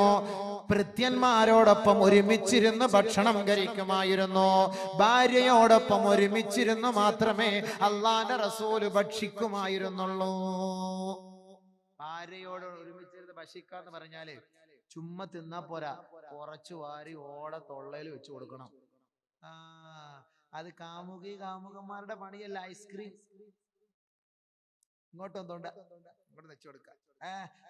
അത് അങ്ങോട്ട് അവിടെ. ഇവിടെ അതല്ല. സഅദ് ഇബ്നു അബീ വഖാസ് റളിയല്ലാഹു തആല അൻഹുവിനോട് നബി തങ്ങൾ പറയുകയാണ്, വല്ലതും പുലൂസ് കിട്ടിയോ? യാ സഅദേ, ഓ സഅദേ, ഇന്നക ലൻ തുൻഫിഖ നഫഖതൻ മിമ്മ ബതഗാ ബിഹാ വജ്ഹല്ലാഹി ഇല്ലാ ഉജിറത അലൈഹാ ഹത്താ തളഅ യദക ഫീ ഫമി ഇംറാതിക. സഅദ് ഇബ്നു അബീ വഖാസിനോട് അല്ലാഹുവിന്റെ റസൂൽ നൽകുന്ന ഉപദേശം എന്തെന്നറിയുമോ? സഅദേ, നീ നിന്റെ ഭാര്യയുടെ വായിൽ ഒരു പിടി ഭക്ഷണം വെച്ചു കൊടുത്താൽ അതിനു പോലും അല്ലാഹുവിന്റെ ഭാഗത്തു നിന്ന് കൂലി നൽകാതിരിക്കുകയില്ല. ഭാര്യയുടെ വായിൽ ഒരു പിടി ഭക്ഷണം, ഒന്നും ഇല്ലെങ്കിൽ ഒരു പപ്പടം എങ്കിലും എടുത്തു വെച്ച് കൊടുക്കണം. പക്ഷെ കുട്ടികളെ കാണരുത് നിർത്തുക. കാരണം എന്താ? പിന്നെ അവന്മാര് പോയിട്ട് ഏതെങ്കിലുമൊക്കെ പെണ്ണുങ്ങളുടെ തൊള്ളയിൽ വെച്ച് കൊടുക്കാൻ പോകും.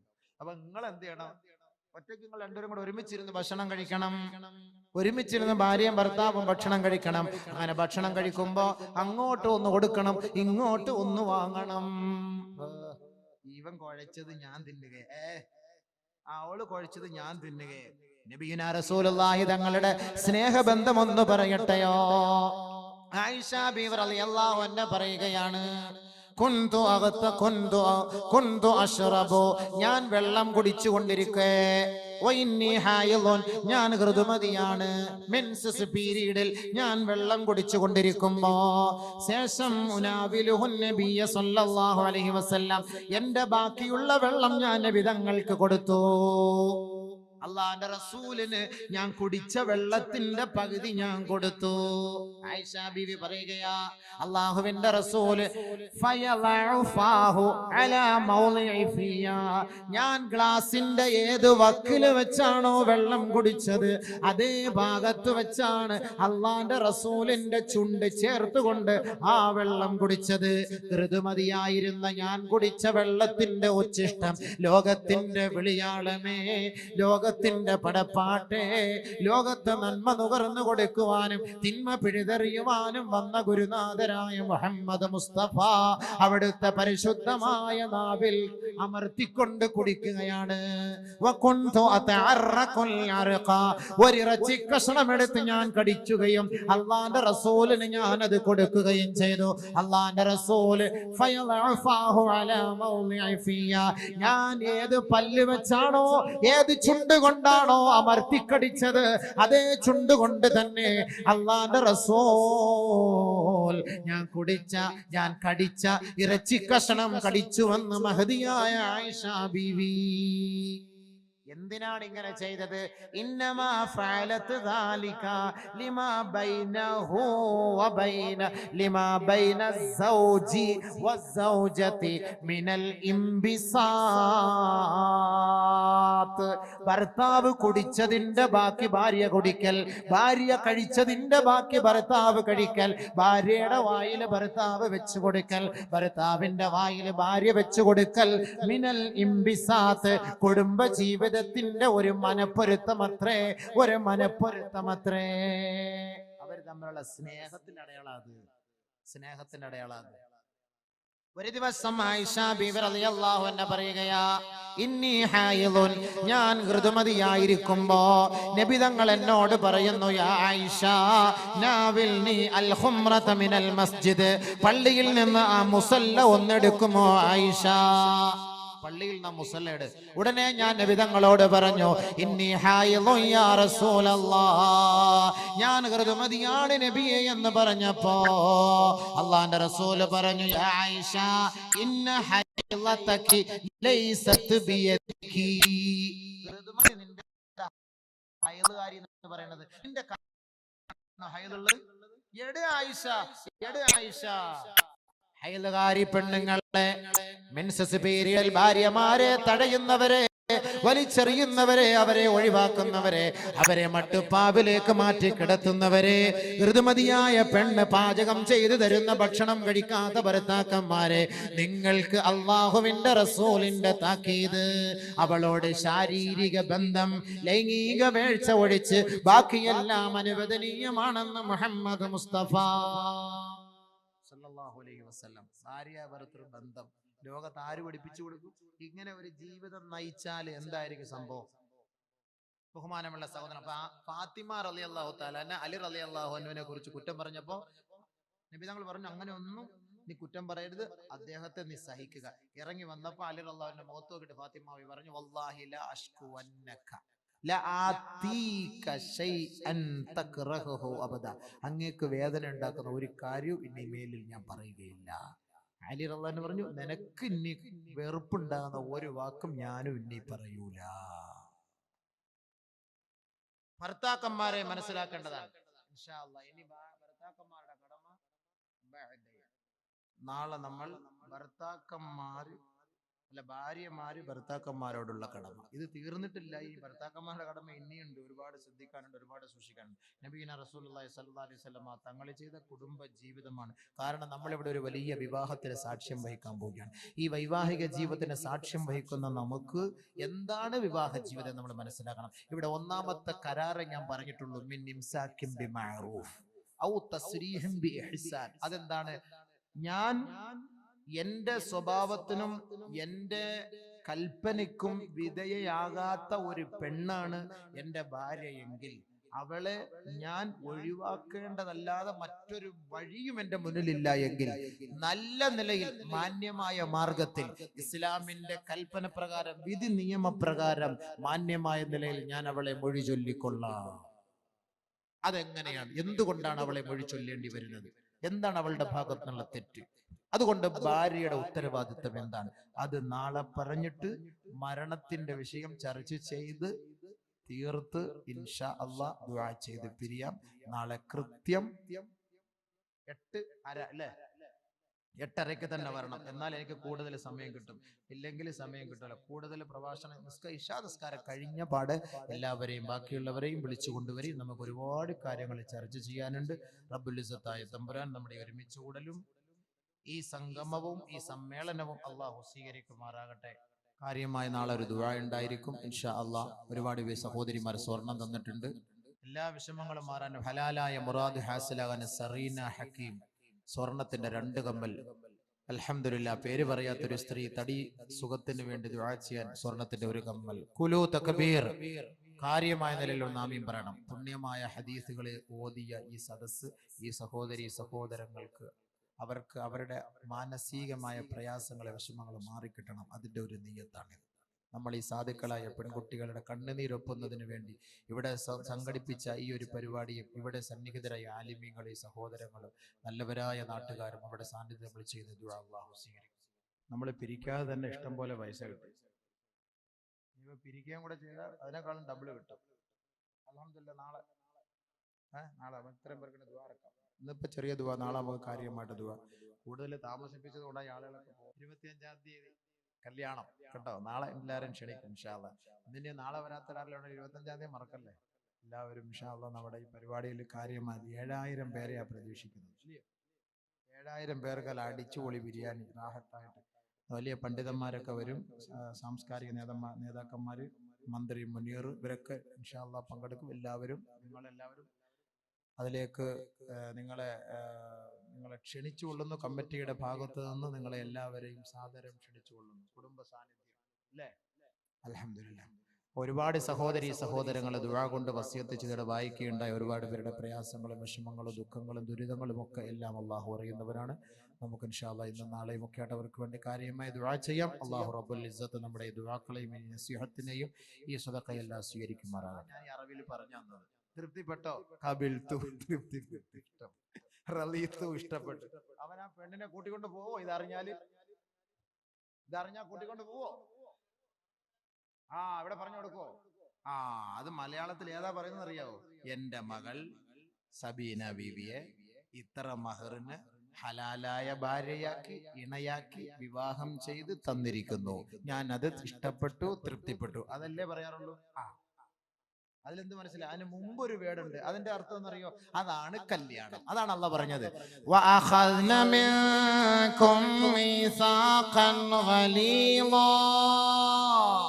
ആദ്യമായി ഉസ്താദുമാര് നിങ്ങൾക്ക് പറഞ്ഞു തരുന്നു, യുവാക്കളെ, വിവാഹം കഴിച്ചവരെ, കഴിക്കാൻ ആഗ്രഹിക്കുന്നവരെ, 24-ാം തീയതി 25-ാം തീയതി വിവാഹ സദസ്സിൽ ചർച്ച ചെയ്യാൻ പോകുന്ന ഭാഷണമാണിത്.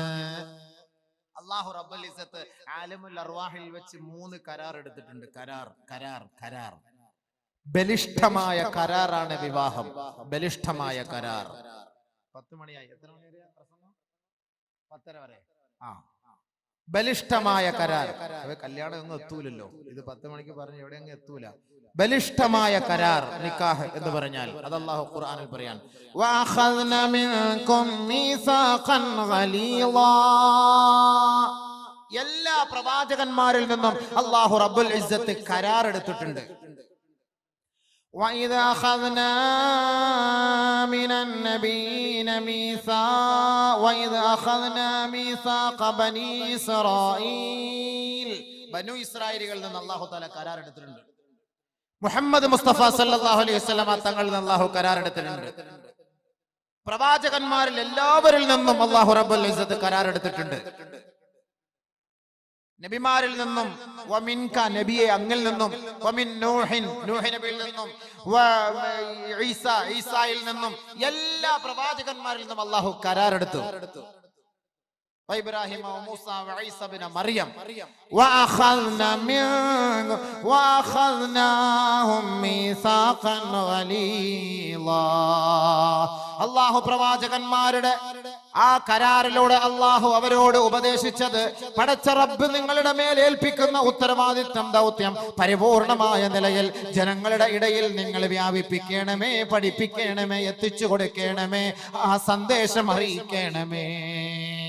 വഅഖദ്നാഹും മീസാഖൻ ഗലീളാ. ബലിഷ്ഠമായ കരാറാണത്.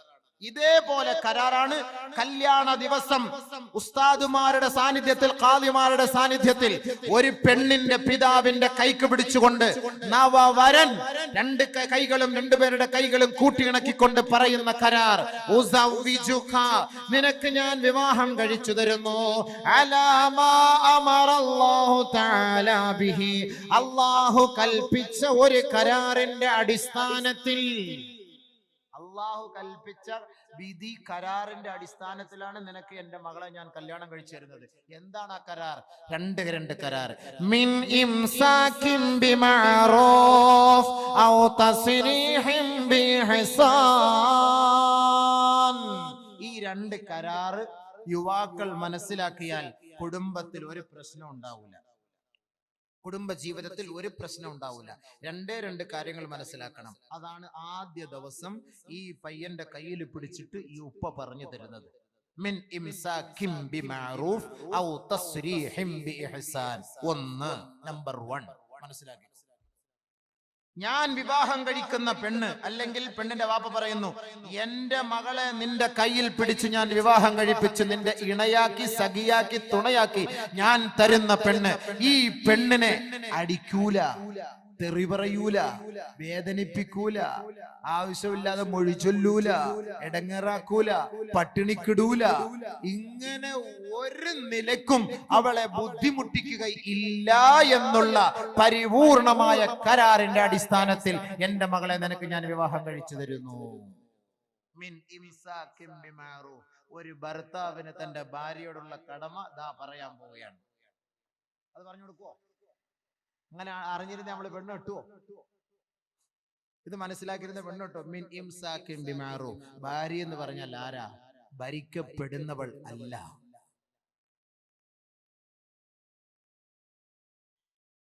ബഹുമാനമുള്ള സഹോദരങ്ങളെ, അല്ലാഹു റബ്ബുൽ ഇസ്സത്ത് നമുക്ക് പഠിപ്പിച്ചു തരുന്ന ഒരു കരാറാണ്, ബലിഷ്ഠമായ കരാർ. ഈ കരാർ ആരുടെ പേർക്കാ നമ്മൾ നിയത്ത് ചെയ്ത് പറയുന്നത്?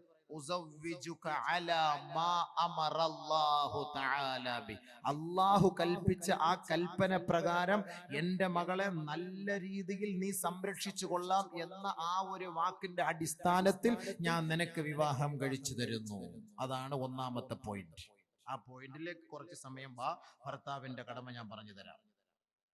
രണ്ടാമത്തെ പോയിന്റ് പിന്നീട് ഇൻഷാ അല്ലാഹ്. മുആവിയത്ത് ഇബ്നു ഹൈദാർ റളിയല്ലാഹു തആല അൻഹു ബഹുമാനപ്പെട്ട സഹാബി തങ്ങളോട് ചോദിക്കുകയാണ്, മാ ഹഖ്ഖു സൗജതി അഹദിനാ അലൈഹി. നബിയേ, ഞങ്ങൾക്ക് ഞങ്ങളുടെ ഭാര്യമാരോടുള്ള ഉത്തരവാദിത്തവും കടപ്പാടും എന്താണ് ഹബീബേ?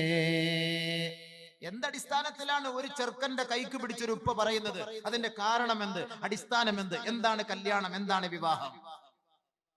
സഹാബത്ത് നബി തങ്ങളോട് ചോദിക്കുകയാ, മാ ഹഖ്ഖു സൗജതി അഹദിനാ അലൈഹി. ഞങ്ങളുടെ ഭാര്യമാർക്ക് അവരോട് ഞങ്ങൾ ചെയ്യേണ്ട ഉത്തരവാദിത്തവും കടപ്പാടുകളും എന്തൊന്ന് വിവരിച്ചു തരുമോ നബിയേ? ഒന്നാമത് നബി തങ്ങൾ പറഞ്ഞു, അൻ തുതിഇമഹാ ഇദാ തഇംത. നീ ഭക്ഷിച്ചാൽ അവളെയും ഭക്ഷിപ്പിക്കണമേ, നീ കഴിച്ചാൽ, നീ കുടിച്ചാൽ അവളെയും കുടിപ്പിക്കണമേ, അവളെയും നീ കഴിപ്പിക്കണമേ. ഒന്നാമത്തെ പോയിന്റ്, പട്ടിണിക്കിടാൻ പാടില്ല. ഭർത്താവ് നല്ല ഭക്ഷണം കഴിച്ചാൽ അതേ ക്വാളിറ്റിയുള്ള നല്ല ഭക്ഷണം തന്നെ ഭാര്യയ്ക്ക് വാങ്ങിക്കൊടുക്കണം. ഇസ്ലാമിക നിയമമാണത്. അതിന് കഴിവുള്ളവൻ. ഭർത്താവ് വെളിയിൽ പോയിട്ട് നല്ല മട്ടൻ ചാപ്സി, ചില്ലി ചിക്കൻ, ഫഹ്മ്, ബ്രോസ്റ്റ് ഇതൊക്കെ അടിച്ചിട്ട് ഭാര്യ വീട്ടിൽ ചാള മീൻ, കേവലം വില കുറഞ്ഞ സാധനം, മത്തി മന്നക്കല മത്തി, ഫഹ്മിൻ ഉമ്മത്തി. മത്തി കഴിക്കുന്നവർ എന്റെ ഉമ്മത്തി പെട്ടാനാണെന്ന് പറഞ്ഞാൽ. അപ്പൊ മത്തി, അതാണ് ഈ മത്തിന്റെ സ്വഭാവം. ഈ പെണ്ണുങ്ങൾക്ക് ഈ മത്തി കൊടുത്തിട്ടല്ലേ അത് വരുന്ന മത്തി എന്ന് പറഞ്ഞാൽ കർണാടകയിൽ നിന്ന് അങ്ങ് ദൂരെ വിജയവാഡ എന്നൊക്കെ വരുമ്പോ തന്നെ മൂന്നാം പാത്തി അങ്ങ് കഴിഞ്ഞതായിരിക്കും. പോസ്റ്റ്മോർട്ടം ഒക്കെ ചെയ്ത് കുടലൊക്കെ വെളിയിൽ കിടക്കുക. അതൊക്കെയാണ് നമ്മുടെ താത്താമാര് തിന്നുക. നമ്മള് ഇച്ചാമാരോ വല്ല ഹോട്ടലില് ഫ്രഷ് സാധനം 87 വരട്ടെ, AK-47 വരട്ടെ, അത് നല്ല ഉണ്ടയുള്ളതാക്കി തരട്ടെ, ഇങ്ങോട്ട് അത് വെച്ചിട്ട് ഇങ്ങനെ അങ്ങോട്ട് കണ്ടിച്ച് തിന്നിട്ടാണ് ഈ മത്തി തിന്നുന്ന ഈ പെണ്ണിന്റെ അടുക്കൽ പോണത്. ഇത് ന്യായമാണോ? ഇവിടെ എനിക്കറിയില്ല കേട്ടോ. ഇവിടെ അടിച്ചുപൊളി ചാപ്പാട് ഇത് കാണുമ്പോഴേ എനിക്ക് തലവെരുപ്പാ. ഞാനിവിടെ വരുമ്പോൾ ആദ്യം പറയും, എനിക്കിതൊന്നും വേണ്ട, എനിക്ക് കഞ്ഞി മാത്രം മതിയേ. കാരണം ഇത് കണ്ട് എന്റെ തല പെരുത്തുപോയി. ഇവിടുത്തെ ഫ്രിഡ്ജിലൊക്കെ എപ്പോഴും കോഴിക്കാൽ ഇങ്ങനെ നീണ്ടിരിക്കുകയാണ്, മോറച്ചെറിയിലുള്ള സാധനം ഇരിക്കുന്നത് പോലെ. ഈ സാധനം ഇങ്ങനെ നിറച്ച് ഇവിടുത്തെ ഒക്കെ ഫ്രിഡ്ജ് നിറച്ചിരിക്കുക. കോഴിക്കാലിന്റെ കാര്യം ഉസ്താദ് രാത്രി 12 മണിക്ക് പറഞ്ഞാൽ നമ്മുടെ ഭാര്യമാരോട്, പക്ഷെ പൂളയുടെ കാര്യം പറഞ്ഞാൽ നടക്കൂല. ഈ സാധനം ഏറ്റവും വില കുറഞ്ഞ സാധനത്തിന് വിലയില്ല, വില കൂടിയ സാധനം ഏത് സമയത്തും ഒക്കെ. അപ്പൊ ഇവിടുത്തെ കാര്യം എനിക്കറിയില്ല. അതുകൊണ്ട് ഭർത്താക്കന്മാർ മനസ്സിലാക്കേണ്ടത്, ഭാര്യയ്ക്ക് ഇഷ്ടമുള്ള തൃപ്തിപ്പെട്ട ഭക്ഷണം കൊടുക്കണം. നബിതങ്ങളുടെ വാക്കാണ്, നീ കഴിച്ചാൽ അവളെയും കഴിപ്പിക്കും. നീ പട്ടിണിയാണോ? അവളും പട്ടിണി കിടക്കണം. അവളുടെ ഉത്തരവാദിത്തം ഞാൻ പറയുന്ന കൂട്ടത്തിൽ പറഞ്ഞു തരാം. നീ നല്ല പോലെ കഴിച്ചാൽ അവൾക്കും അതേപോലെ കൊടുക്കണം. ജോലിയൊക്കെ കഴിഞ്ഞു വരുന്നു, ഒരു ഹോട്ടലിൽ കയറി മസാല ദോശ അടിച്ചു. എന്റെ ഭാര്യയ്ക്ക് മസാല ദോശ ഇഷ്ടം. അവിടെ നിന്നുകൊണ്ട് ഒന്ന് കറക്കണം, മസാല ദോശ എനിക്ക് വേണോ? ഞാൻ കഴിച്ചോണ്ടിരിക്കുക. ഇല്ല, നിങ്ങൾ കഴിച്ചിട്ട് വരെ, ഞാനിവിടെ പത്തല് കഴിച്ചു, പത്തല് തന്നെ. അതിങ്ങനെ അടുക്കി ഫ്രിഡ്ജിനകത്ത് അതും സൂക്ഷിച്ച് വെച്ചിരിക്കുകയാണ്, പെട്ടെന്ന് ആവശ്യത്തിന് എടുത്തിട്ട് അപ്പളെ ചൂടാക്കി തിന്നാൻ. അപ്പൊ അങ്ങനെ പത്തല് കഴിച്ചു. നിങ്ങൾ വാങ്ങി കഴിച്ചോളി. ഇജാസത്ത് കിട്ടിയാല് ഉഷാറായിട്ട് കഴിച്ചോളി, ഇല്ലെങ്കിൽ മെല്ലെ ഒരു പാർസൽ കൂടെ വാങ്ങിക്കൊണ്ട് അവക്ക് കൊടുക്കുക. നീ കഴിച്ചാൽ അവളെയും കഴിപ്പിക്കുക. നീ ധരിച്ചാൽ, വസ്ത്രം ധരിച്ചാൽ അവളെയും ധരിപ്പിക്കുക എന്ന് പറഞ്ഞാൽ അതിന്റെ അർത്ഥം എന്താ? നിങ്ങൾ നല്ല വസ്ത്രം ഭാര്യമാർക്ക് വാങ്ങിക്കൊടുക്കണം എന്നാണ് അതിന്റെ അർത്ഥം. നല്ല വസ്ത്രം നീ ധരിക്കുമ്പോ, നീ നല്ല അടിച്ചു പൊളിച്ച് വസ്ത്രം ധരിക്കുമ്പോ അവൾക്ക് ഒരുമാതിരി കീറിയ പാന്റ് വാങ്ങിക്കൊടുക്കാൻ പാടില്ല എന്നർത്ഥം. കാരണം എന്താ? ഇന്ന് മൊത്തം കീറിയ പാന്റുകളാണ്. ഞങ്ങളുടെ സഹോദരിമാർ, ഞങ്ങളുടെ നാട്ടിൽ അങ്ങനെയാണ്. ഇവിടെ എല്ലാം പർദ്ദയാ. പക്ഷെ പർദ്ദ ഇട്ടിട്ട് കാര്യമില്ലല്ലോ, ബോഡി ഷേപ്പ് പർദ്ദയായിപ്പോയി. നാളെ ലാസ്റ്റ് ദിവസം ആ പെണ്ണുങ്ങളെ കരയിപ്പിച്ചിട്ട് വിട്ടാ വരൂല. നാളെ ഉണ്ട് വിഷയം, നാളെ ഉണ്ടല്ലോ. നാളെ മരിപ്പിച്ചിട്ടല്ലേ വിടുവുള്ളൂ എല്ലാരെയും. ഇൻഷാ അല്ലാഹ് നിങ്ങളൊന്ന് ഇരുന്ന് തന്നാ മതി. എത്ര പാവം കിട്ടി മൊത്തം? ലാസ്റ്റ് ബില്ല് കൊടുക്കും ഇത് കഴിച്ചിട്ട്. അപ്പോ രണ്ടാമത്തെ ഉത്തരവാദിത്തം, ഭർത്താവിന്റെ ഇഷ്ടാനുസരിച്ചുള്ള വസ്ത്രമാണ്. അല്ലെ നീ പോയിട്ട് ഷോപ്പിംഗ് ചെയ്യലല്ല വേണ്ടത്. ഇന്ന് അങ്ങനെയാണ്. നമ്മുടെ ഈ കണ്ണൂർ, തലശ്ശേരി, കാസർഗോഡും അങ്ങനെ ആയിരിക്കും അല്ലെ. കണ്ണൂർ ഞാൻ പഠിച്ചതുകൊണ്ടാണ് ഞാൻ പറയുന്നത്. തലശ്ശേരിയിലൊക്കെ പഠിച്ച അവളങ്ങനെ അങ്ങോട്ട് വിളിക്കുക, വണ്ടി വിളിക്കുക, കയറ്. അവൾക്ക് അങ്ങനെ എന്തായിരിക്കും അതിന്റെ അവസ്ഥ എന്ന് ഞാൻ പറഞ്ഞു തരാം. ഞാൻ ആയത്ത് ഹദീസ് പോയി തന്നെ പറയുള്ളൂ, ഞാൻ വെറുതെ ഞാൻ പറയില്ല, മനസ്സിലായിക്കോ. നബിതങ്ങളുടെ വാക്ക്. സ്വർഗത്തിൽ പോണോ? നമ്മൾ ഒരുമിച്ച് കൂടിയതും ഈ കല്യാണം എന്തിനാണ്? സ്വർഗത്തിൽ പോകാനല്ലേ, അല്ലാതെ ഇവിടെ അടിച്ചു പൊളിക്കാനാണോ? അല്ല, സ്വർഗത്തിലെത്താനാണ്. അതിനുള്ള വഴികളാണ് ഞാൻ പറഞ്ഞു തരുന്നത്. സ്വസ്ഥമായിട്ട് ഇരുന്നതാ, പറഞ്ഞു തരാം ഇൻഷാ അല്ലാഹ്. അപ്പൊ രണ്ടാമത്, വസ്ത്രം ഭർത്താവ് വാങ്ങി കൊടുക്കണം. ഭർത്താവിന്റെ തൃപ്തിക്കുള്ള വസ്ത്രമാണ് ഭാര്യയ്ക്ക് നമ്മൾ വാങ്ങി കൊടുക്കേണ്ടത്. ഇന്ന് ഒരുമാതിരി ഇറുകിയ വസ്ത്രം എന്നൊക്കെ പറഞ്ഞാല് ആദ്യം ഗ്രീസ് പുരട്ടണം ശരീരത്തിൽ. ഗ്രീസ്, വണ്ടിയുടെ ഗ്രീസ് പറ്റില്ല, താഴോട്ട് പോകുള്ളൂ.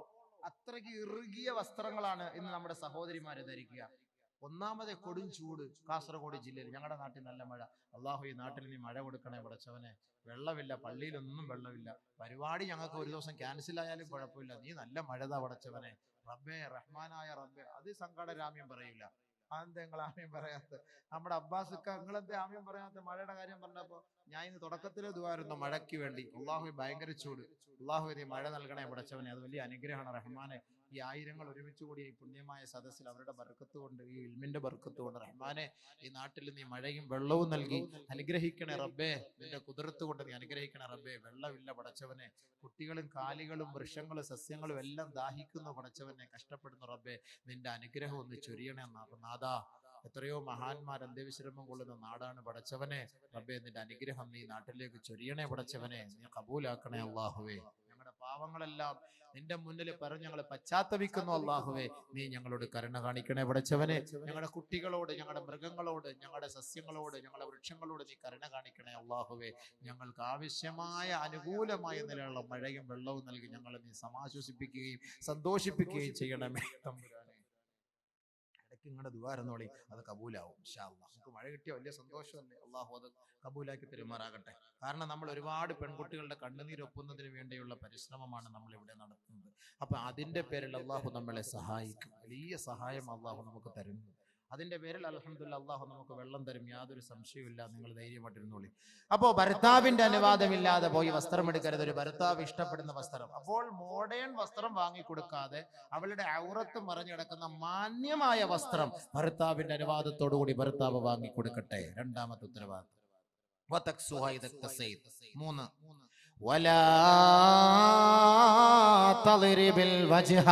അവളുടെ മുഖത്ത് നീ അടിക്കരുതേ, അവളെ വേദനിപ്പിക്കരുതേ.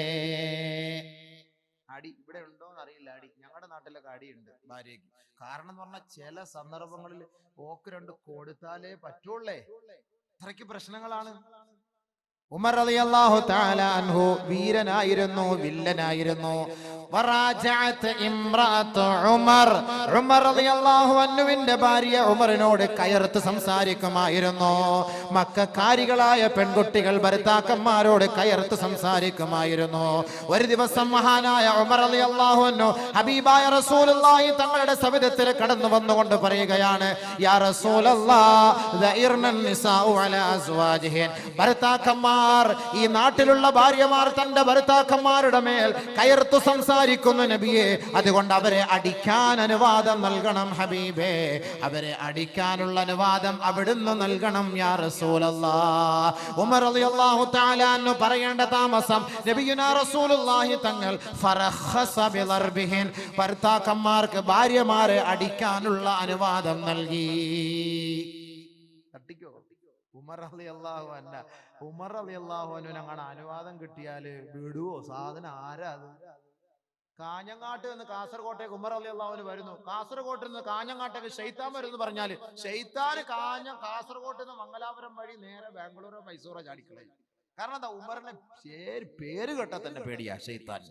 ആ ഉമർ റളിയല്ലാഹു അൻഹുവിന്റെ കൈപ്പത്തിയുമായി വരികയാണ്. എന്തിന്? അടിക്കാൻ. കൊടുത്തില്ലേ അടി ഭാര്യമാരെ, ആടി മക്കാരായ സ്വഹാബാക്കള് മുഴുവൻ അങ്ങോട്ട് തുടങ്ങി ആടി ഭാര്യമാരെ. എന്നറിഞ്ഞ കയർത്തങ്ങോട്ട് സംസാരിക്കണം. ഇന്നും അറബിച്ച് പെണ്ണുങ്ങളുടെ സ്വഭാവം അറിയോ? ഗൾഫില് പോകുന്ന പെൺകുട്ടികൾ, ഗൾഫില് പോകുന്നവർക്ക് അറിയാം അവിടുത്തെ പെണ്ണുങ്ങളുടെ സ്വഭാവം. അറബികള് പൈസ ആദ്യം വാങ്ങിയിട്ട് പൈസ കൊണ്ടുപോകുന്ന ഉടനെ പോക്കറ്റിൽ നിന്ന് ആദ്യം എന്ന് പറഞ്ഞിങ്ങനെ ഒറ്റ പിടിയാ. അതിനു മുമ്പ് 5000-10000 റിയാൽ കിട്ടിയാല് ഒരു 4000 റിയാല് വണ്ടിയുടെ സീറ്റിൽ ഒളിപ്പിച്ചു വെക്കും ഭർത്താക്കന്മാര്. 6000 റിയാല് പോക്കറ്റിൽ വെക്കും. കാരണം എന്താ? പോയ ഉടനെ കയറിഞ്ഞ് പിടിക്കും. അത് അങ്ങനെയാണ് അവിടെ. അപ്പൊ അത്രയ്ക്കും കയർത്ത് അറബികളുടെ ഒരു സംസ്കാരമായിരുന്നു, അങ്ങനെ കയർത്ത് സംസാരിക്കുമായിരുന്നു. ഭാര്യമാരങ്ങനെ കയർത്ത് സംസാരിച്ചു, ഭർത്താക്കന്മാർ അടിയും തുടങ്ങി. രക്ഷയില്ല. ഒരു ദിവസം അതാ പാതിരാത്രി അള്ളാഹുവിന്റെ റസൂലിന്റെ വീട്ടിലേക്ക് സ്ത്രീകളുടെ മാർച്ച്. ജാനു അല്ല ആദ്യം മാർച്ച് ചെയ്തത്, ജാനു ഒന്നും അല്ല ആദ്യം മാർച്ച് ചെയ്തത്. അട്ടപ്പാടിയിലെ ജാനു ആണോ മാർച്ച് ചെയ്തത്? നിങ്ങൾ അറിഞ്ഞോ? അല്ലല്ലല്ല. ലഖദ് താഫ ബിആലി ബൈതി മുഹമ്മദിൻ സ്വല്ലല്ലാഹു അലൈഹി വസല്ലം യഷ്കൂന അസ്വാജഹുൻ. ഒരു ദിവസം പാതിരാ സമയമെത്തിയപ്പോൾ ആയിഷ ബീവിയുടെ വീടിന്റെ ജുമ്മറപ്പടി നിറയെ സ്ത്രീകൾ ബഹുമാനപ്പെട്ട നബിയുനാ റസൂലുള്ളാഹി തങ്ങളുടെ മുബാറക്കായ വീടുകൾ വലയം ചെയ്തുകൊണ്ട് സ്ത്രീരത്നങ്ങൾ അതാ സിന്ദാബാദ് വിളിക്കുകയാ. ആരെ കുറിച്ച്? വീടില്ല, വസ്തുവില്ല, ഭൂമിയില്ല, ഞങ്ങൾക്ക് പട്ടയമില്ല, വെള്ളമില്ല, മണ്ണെണ്ണയില്ല, റേഷനറി ഇല്ല, അതൊക്കെ ഞങ്ങൾക്കുണ്ട്. യഷ്കൂന അസ്വാജഹുൻ, തന്റെ ഭർത്താക്കന്മാരെ കുറിച്ചുള്ള പരാതിയാണ്. നബിയേ, മഹദിയേ, ഞങ്ങളുടെ ഭർത്താക്കന്മാർ ഞങ്ങളെ വല്ലാണ്ട് തല്ലുന്നു, അതിനുള്ള പരിഹാര മാർഗം കാണണം. അള്ളാന്റെ റസൂലിനോട് ആയിഷ ബീവി പറഞ്ഞു, ഇതാ ഈ സ്ത്രീ സമൂഹം വന്നുകൊണ്ട് അവരുടെ ആവലാദികൾ പറയുന്നു നബിയെ, അവരുടെ ഭർത്താക്കന്മാർ അവരെ വേദനിപ്പിക്കുന്നു, അടിക്കുന്നു എന്ന പരാതിയുമായി വന്നിരിക്കുകയാ. അല്ലാഹുവിന്റെ റസൂൽ പരസ്യ പ്രഖ്യാപനം നടത്തുകയാ.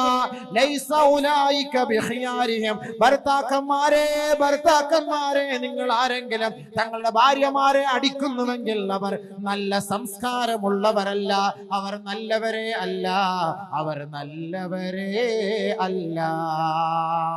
അടിക്ക് പരിസമാപ്തി കുറിച്ചുകൊണ്ട് നബിയുനാ റസൂലുള്ളാഹി തങ്ങൾ ഓർഡിനൻസ് പുറപ്പെടുവിച്ചു. മാത്രമല്ല ഹബീബായ റസൂലുള്ളാഹി തങ്ങൾ വീട്ടിൽ നിന്ന് ഇറങ്ങി വന്ന് എണ്ണി നോക്കിയപ്പോൾ 70ഓളം പെൺകുട്ടികളാണ് പാതിരാ സമയത്ത് ഭർത്താക്കന്മാരുടെ പീഡനത്തിന് ഇരയായി നബി തങ്ങളുടെ സെക്രട്ടേറിയറ്റിന് മുന്നിൽ മാർച്ചുമായി വന്നത്. പാതിരാ സമയത്ത് 70ഓളം പെണ്ണുങ്ങൾ. നബി തങ്ങൾ സല്ലല്ലാഹു അലൈഹി വസല്ലമ തങ്ങൾ പറഞ്ഞു, വലാ തളിരിബിൽ വജ്ഹ, പെണ്ണിന്റെ മുഖത്ത് നിങ്ങൾ അടിക്കരുത്. വലാ തുഖബ്ബിഹ്, അവളെ മോശമായി പറയരുത്. ഭർത്താക്കന്മാരെ മനസ്സിലാക്കി നബി തങ്ങളുടെ കുടുംബ ജീവിതത്തിലേക്ക് അല്പം ഒന്ന് ശ്രദ്ധിക്കുക. ഭർത്താവിന്റെ കടമ. ഒരു ദിവസം ഉമറിന്റെ ഭാര്യ ഉമറിനോട് കയർത്ത് സംസാരിച്ചു. ഉടനെ ഉമർ റളിയല്ലാഹു തആല അൻഹു ചോദിച്ചു, എടി മണ്ടി പെണ്ണെ, നീ എന്നോട് നീ കയർത്ത് സംസാരിക്കുക, അത്രയ്ക്കും നീ അങ്ങോട്ട് വലിയ ആളായ? എന്നോട് കയർത്ത് ഞാൻ ആര്? ഉമർ. അതുറാജിഉനി യാ ലുകഅ, എന്നോട് നീ കയർത്ത് സംസാരിക്കുകയോ?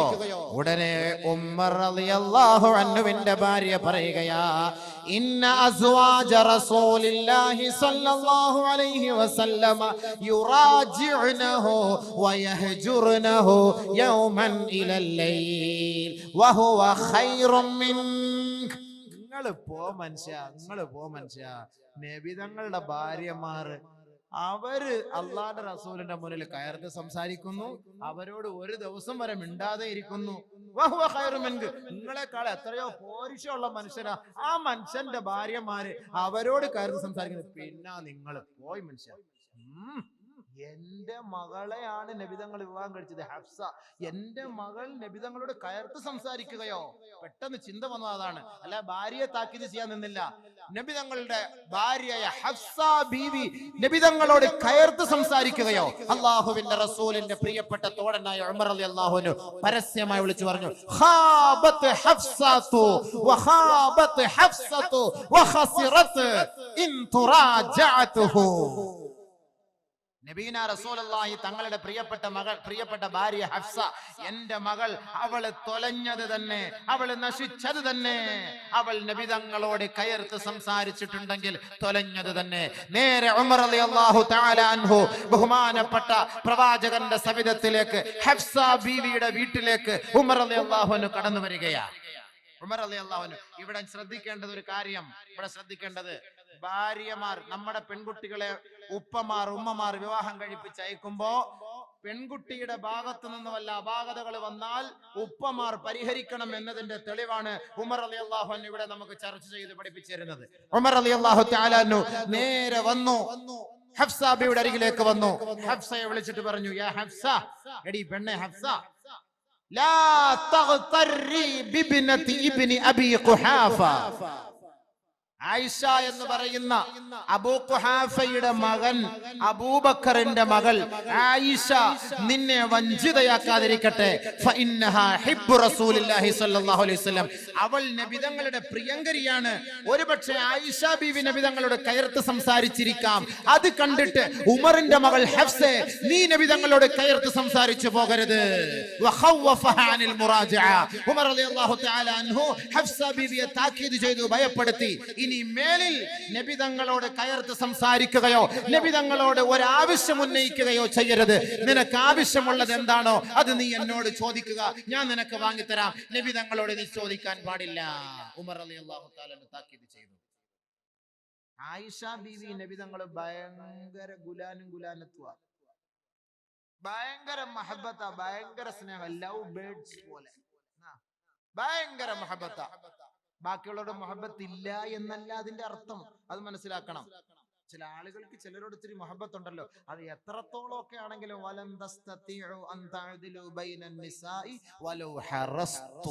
നിങ്ങൾ എത്ര ആഗ്രഹിച്ചാലും എല്ലാരെയും ഒരേപോലെ അങ്ങോട്ട് അഡ്ജസ്റ്റ് ചെയ്ത് കൊണ്ടുപോകാല് അത് ഇത്തിരി ബുദ്ധിമുട്ടാണ്. പക്ഷേ ബാഹ്യമായ നിലയിൽ എല്ലാവരെയും ഒരേ കണ്ണുകൊണ്ടായിരിക്കും നബി തങ്ങൾ കണ്ടിട്ടുള്ളത്, കാണുന്നത്, പ്രവർത്തിച്ചിട്ടുള്ളത്. സ്നേഹം അത് ചിലരോട് ഒരു ഇത്തിരി അല്പസ്നേഹം കൂടും, അതുകൊണ്ട് ബാക്കിയുള്ളവരോട് സ്നേഹം ഇല്ല എന്നല്ല അതിന്റെ അർത്ഥം. ഭർത്താക്കന്മാരുടെ ഉത്തരവാദിത്തം, ഭാര്യമാരുടെ കടമ നാളെ പറഞ്ഞാൽ മതിയല്ലോ. ഭർത്താക്കന്മാരുടെ പറഞ്ഞു തീരുമ്പോഴത്തേക്ക് ഏകദേശം സമയമാകും. ഭാര്യമാരുടെ നാളെ പറഞ്ഞിട്ട് മരിച്ചില്ലെങ്കിൽ നമുക്ക് കുറച്ചുകൂടെ ജീവിക്കാം, അല്ലെങ്കിൽ നമുക്ക് ഇനി അടുത്ത ദിവസം നമുക്ക് വീണ്ടും മരിപ്പിക്കാൻ